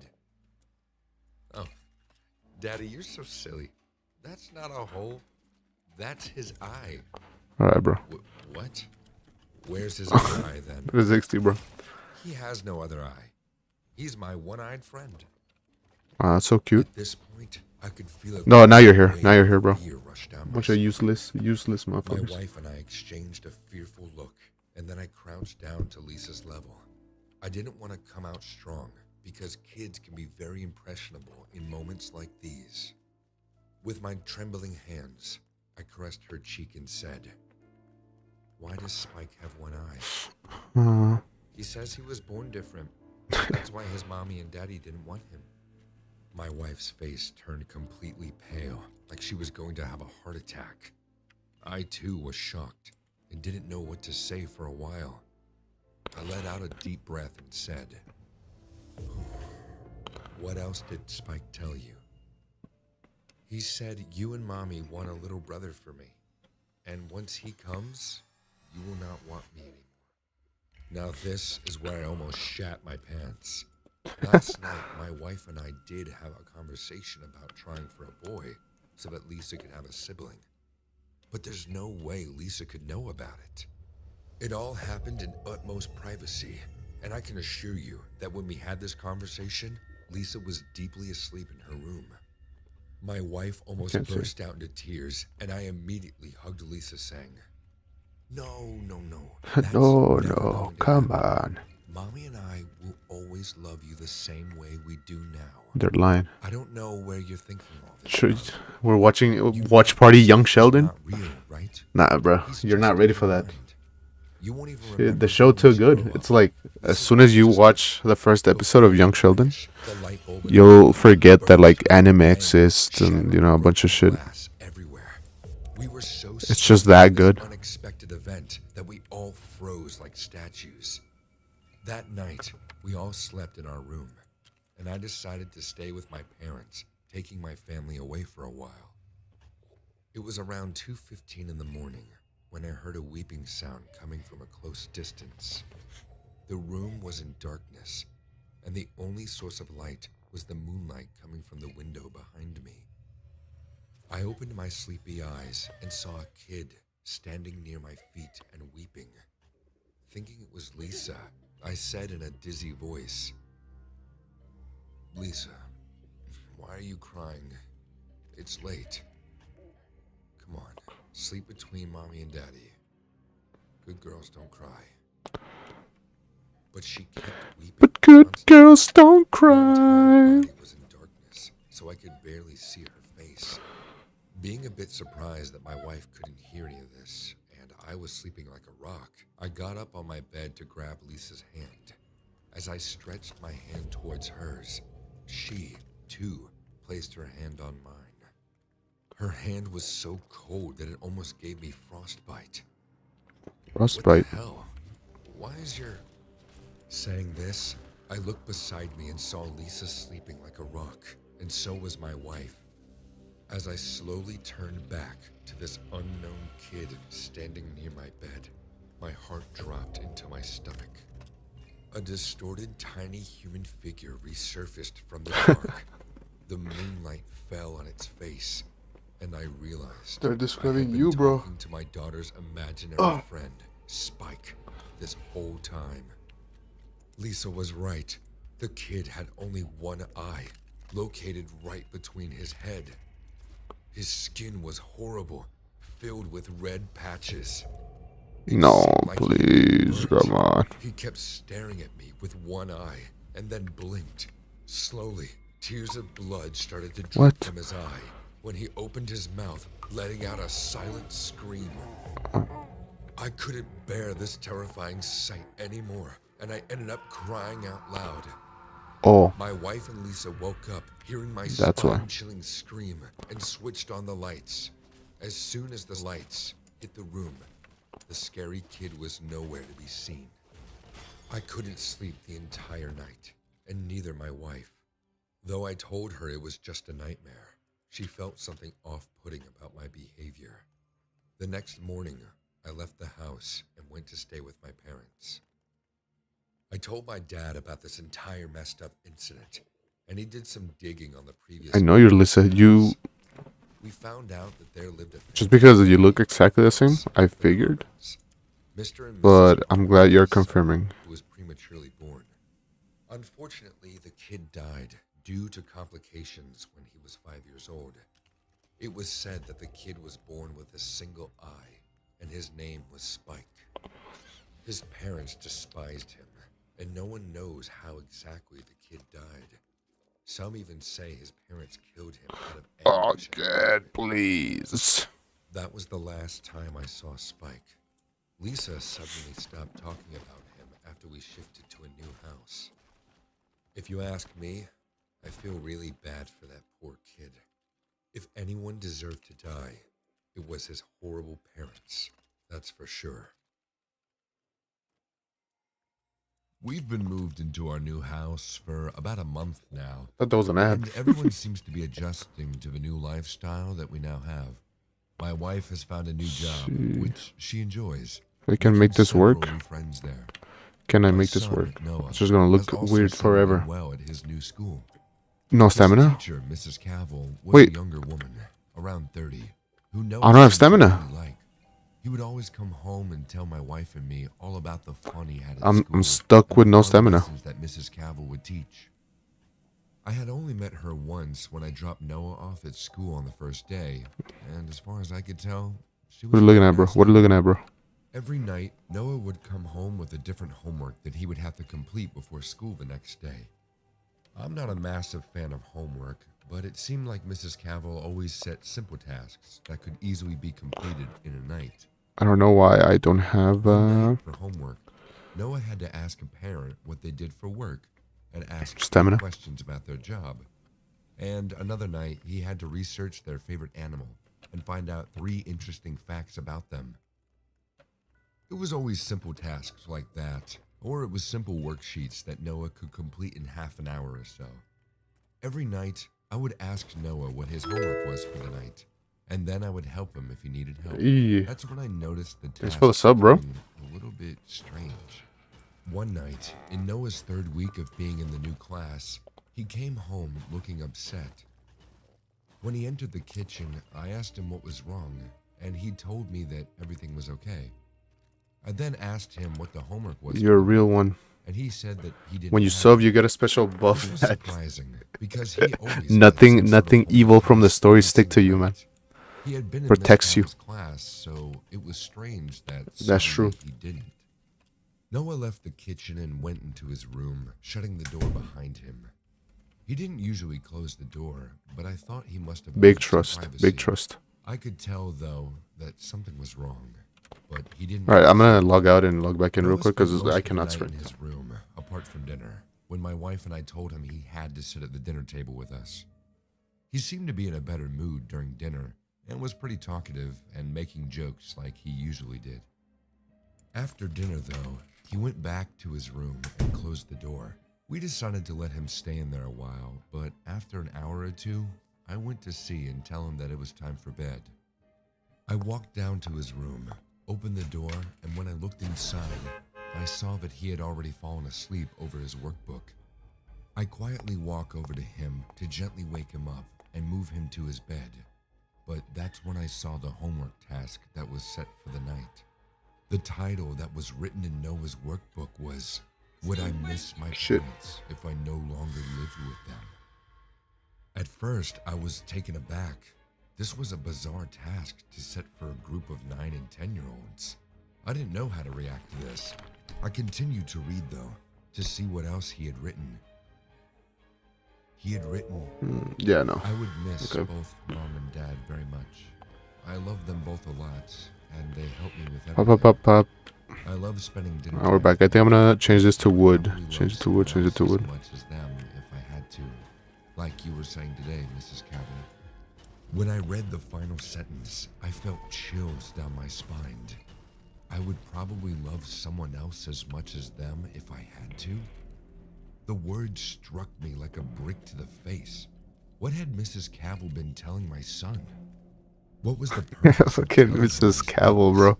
I decided, probably stupidly, not to tell my wife what I had found. She would worry, and she probably had a right This is to gonna worry, look dumb, right? but Yeah, I it's gonna didn't look want dumb. to concern her.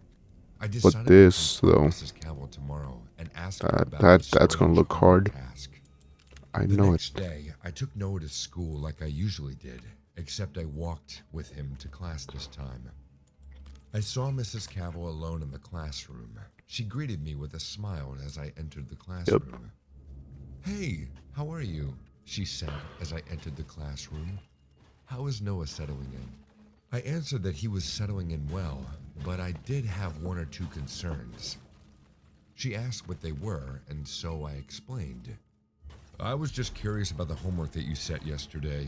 The one about how much they would miss their parents. I'm just concerned because it's a very strange and confronting thing to ask a group of third graders. I also noticed that Noah wrote that he might have to love someone else if he had to, like you told him.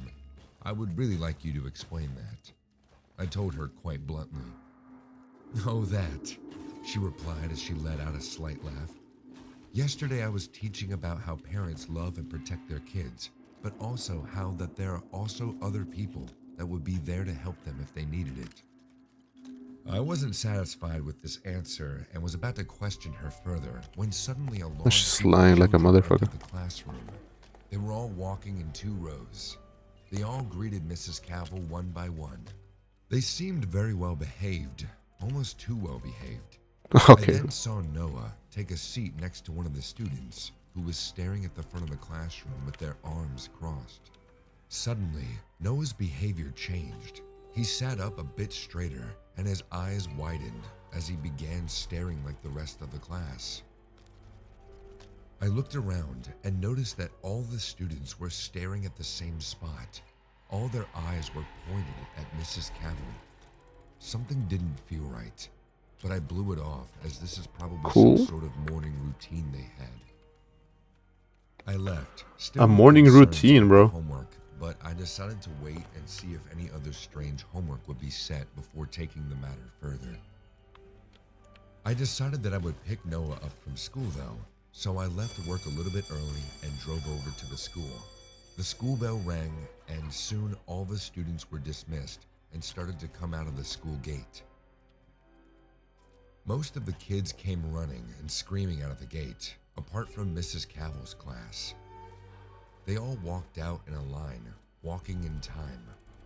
This disturbed me. I had never seen a group of students so well behaved, especially even after the school bell had rung. Bro. Noah walked They're just over well to the car behaved, and man. hopped in. He didn't say anything and sat in his seat, staring straight forward.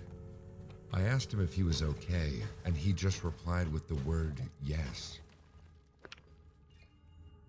I drove him home in silence, and when we got home and inside, Noah went straight into his room and closed the door. I knew something was definitely wrong, but I didn't know what. I decided to leave him alone until my wife got home, and I would tell her everything that had been going on. She got home about half an hour later, and I sat her down and explained everything. She sat and listened, and started to look more and more worried with every word I said. Maybe I should go talk to him. He might like that, she said once I had finished explaining everything. I agreed, so she went into his room, and I waited out in the living room for them to finish talking to each other. 15 minutes later, Noah walked out of his room and into the living room. He was holding a small workbook and he said, "Can you help me with my homework, Dad?" Of course. Come, show me what you need help with," I replied. He held out the notebook and I took it out of his hands and read the homework task for tonight. Written on the top line of the page was one task.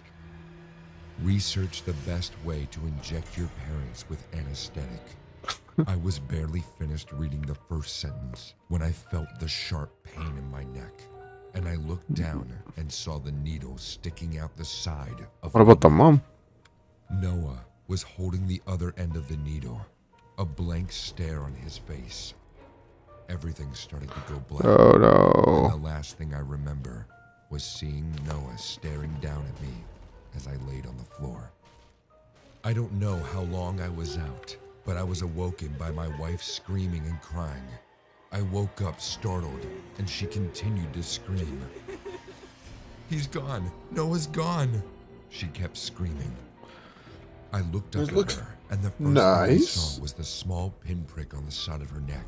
She had been injected too. I didn't know what to do, but I knew I had to find my son. I tried my best to get up, but I think the drug hadn't properly worn off yet. because I still couldn't move properly. I could move my arms, so I managed to get my phone out of my pocket and dial the police. I explained to them what happened, and they said that they would send officers out and they would begin to look for Noah. I then They were like, "Nah, you're noticed that it was crazy, bro. already 9 in the morning. You're So crazy." I decided to ring the school and see if Noah had gone there. I dialed, and a lady answered the phone. I asked if she had seen Noah from Mrs. Cavill's class. No, I'm very sorry, but we haven't seen him today. In fact, we haven't seen anyone from Mrs. Cavill's class today. They're all absent, which is very odd because Mrs. Cavill hasn't shown up for work either today. The lady on the phone said. I hung up and sat in silence for a moment. My wife had heard what the lady said, so she also just sat there in total silence. Nah, it's not That this was one. all I'm 3 saying. weeks ago, and Noah is still missing, along with Mrs. Cavill and the rest of his classmates. All the parents of the kids in Noah's class have the same story. They were injected with something by their own children, and when they woke up, their child was gone. Rip. No one knows where they went, but we all had the same questions. Were they all together? Was Mrs. Cavill with them? Was this all planned? Dude. Why were all the students acting so strange in the day leading up to this? There's so many questions, man. Just let it happen, bro. Drugged? Or maybe something even more sinister was happening. Bad things come in threes, they say. I think it's true. Last month, Don't tell me. my dog down. Oh, fuck. Buzzo got infected by some unknown bacteria while running in the city park. Though my vet tried her best to save him, sometimes doing everything you can still isn't enough. I cried a lot after burying him in our local cemetery. A week after this, I caught my boyfriend cheating on me. Our 4-year relationship ended in 1 minute. Then, when I thought things couldn't get any worse, I got fired from my job. I shut myself in my room and didn't go out for 2 weeks. The only thing that gave me the strength to get back up again was my art collection. It was the only thing that accompanied me through the difficult times. I spent most of my time looking and curating my collection. Soon, I managed to find a new job, albeit it was located very far from my home. It was a 30-minute bus ride, and then a 20-minute walk to my apartment. And everything was going fine. That's the only downside, because the bus ride was very boring, and only a handful of people took the bus at such late hours. So every day while leaving the office, I prayed to God to get me home safely. It's scary walking home alone at night, probably even more so for a woman. I Okay, never mind. often worked overtime, and by the It went time I fine. got off the bus, it would be around 9 p.m. 20 or so minutes of walking meant that I would get home at nearly 9:30. In December, when it got dark by 5 p.m., it was pretty dangerous. I always walked as fast as I could and held my keys between my knuckles. Looks pretty good. The other hand was Now I just need the materials for the chests and somehow get the recipe for the corner roofs. Last night, everything How? was different. I worked later than usual, so by the time I went to the bus stop, it was already 8:30. It's fine. It looks fine. It looks The fine. bus stop stood on the street like a forgotten memory. The last bus comes at 9, so I realized I would have to wait half an hour. I shivered and scrunched up my shoulders.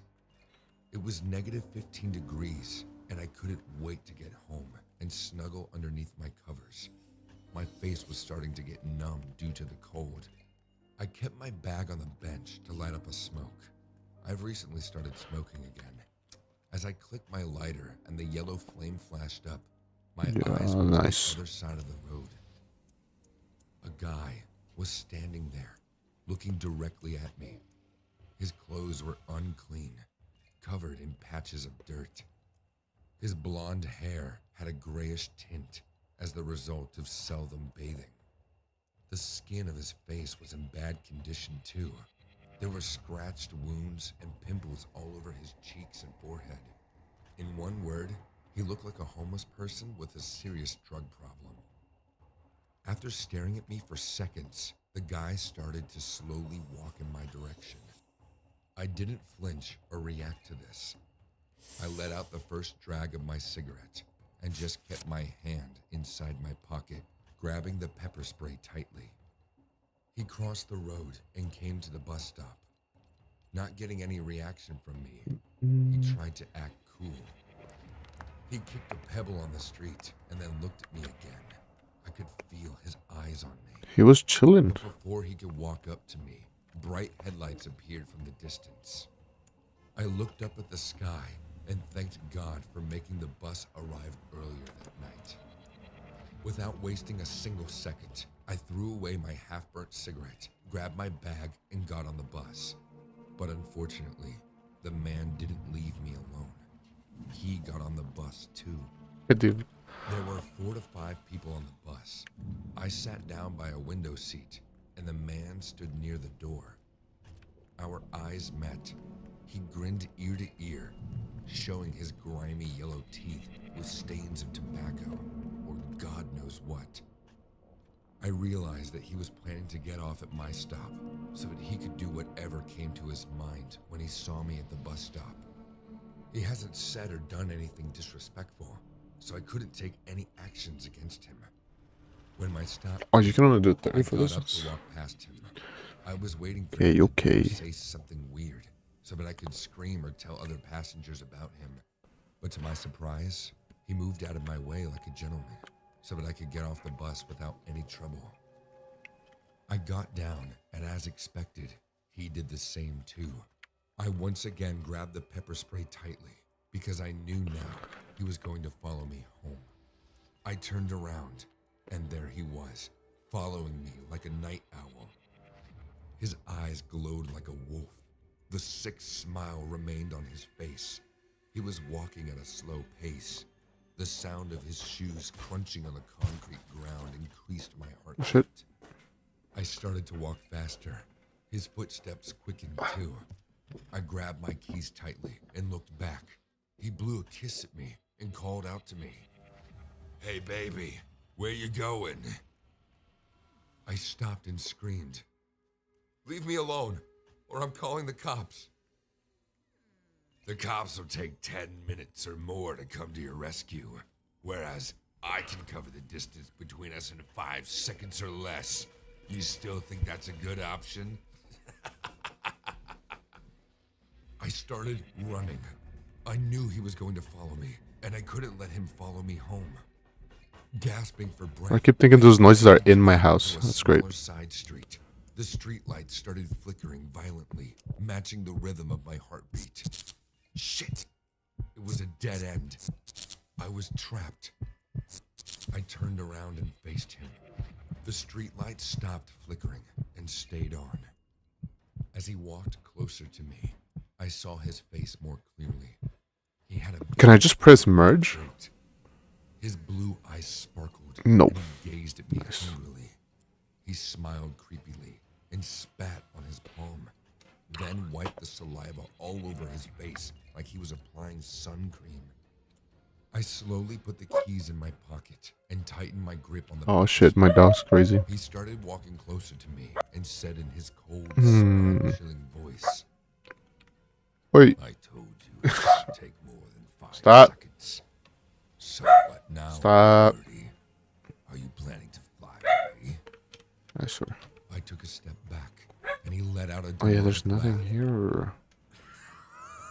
It'd be a shame if I just dropped everything. I love the fear in your eyes.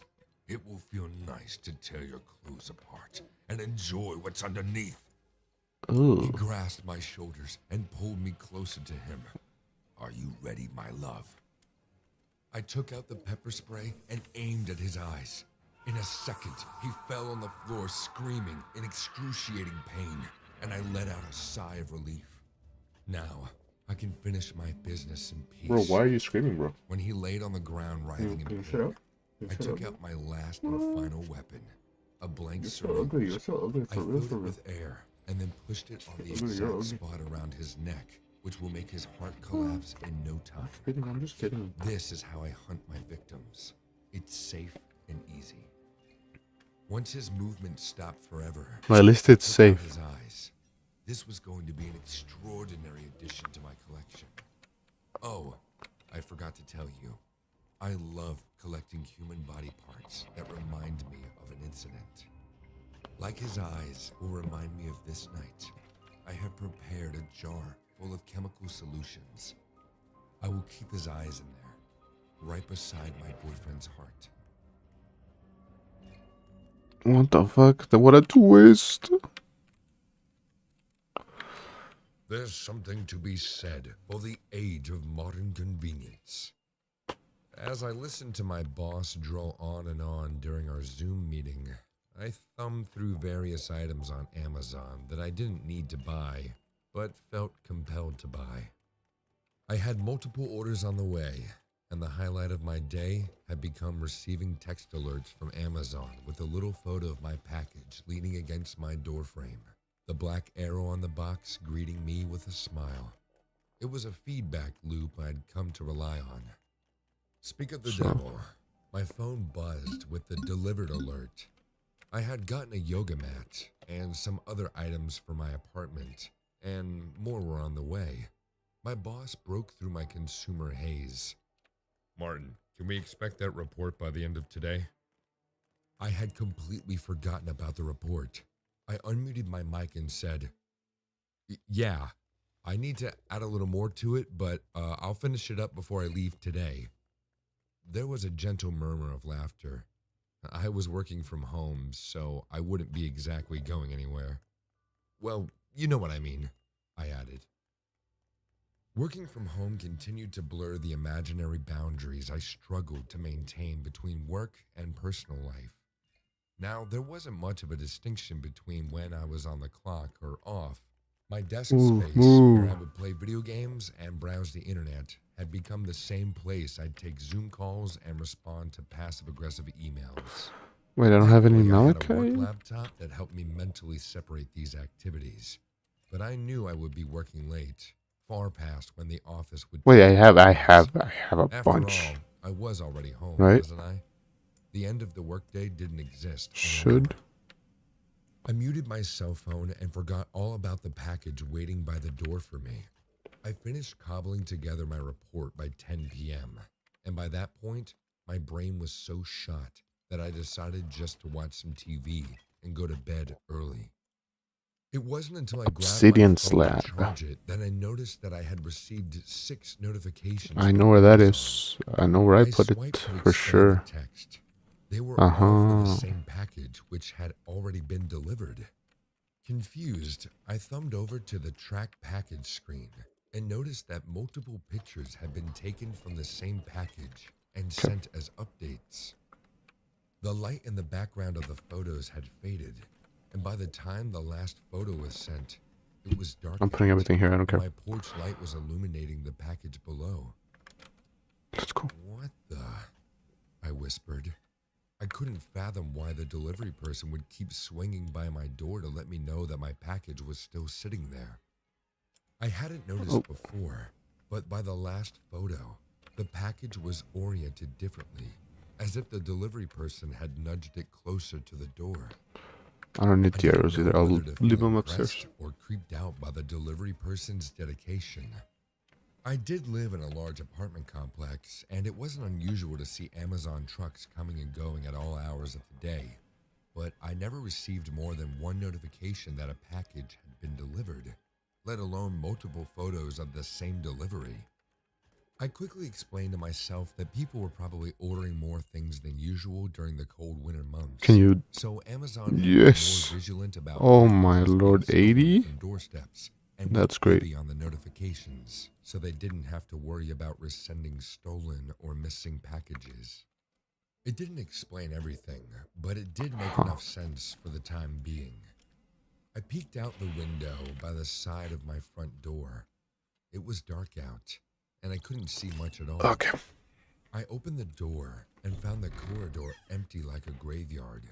No one was there. I'm going that way, I think. Myself, bloody freak, Yes. and closed the door. I plugged my phone in so Yeah. it could charge and slid into bed. I must have been almost dreaming when a text alert on my phone woke me up. I reached over to my nightstand and felt a pang in my chest as I looked at my phone. It was another text from Amazon. When I thumbed over to what had been delivered, it wouldn't say. The field had been rendered blank, but I could see a picture of a yellow mailer envelope leaning against my door. The photo quality was low grade, but the package looked a bit dirty. Hey, don't order shit from Amazon, they'll get you. I was beyond. Motherfuckers will get you. I had never These don't do received damage a anymore, huh? in the middle of Oh, the night missed me. before, and couldn't believe that was standard Amazon procedure. Maybe Okay, the sorry about that. guy was legitimately high. Reluctantly, I got out of bed and walked to my door. Just for safety, I looked through the Whoa! peephole and again saw no one. That fucking knock either got me side. good. After a few seconds, I opened the door, found the muddy envelope lying on the floor. I picked it up and pulled the crooked flap open to look inside. The hallway light above my head caught the glint of something, and I could tell that it was at least dark in color. I turned the envelope upside down and let whatever was inside tumble out into my palm. I took a closer look and violently recoiled as I understood what I was seeing. They were teeth, bloody rotten teeth. The kind you see as a result of giving bad oral hygiene. Yes, that's what they were. The envelope was full of them. So many, in fact, that I doubt that they came all from one mouth. What I had mistaken as mud on the envelope was dried blood. I stifled the urge to vomit and grabbed my phone to call the police when my eyes went to the end of the long corridor. A man stood at the end while staring at me with huge, ferocious eyes. His eyes were glassy blue and could stare into your soul. He shouted at me saying, I see the cave, I think. "Do you know how much hard work it takes to deliver packages door to door? Listen, dude. No, you listen. Even after a tiresome day, I cared to wait for I got the scammed. safety of your package. I kept on texting you as it lay unprotected in the open, outside your door, but you were so busy living your pathetic life.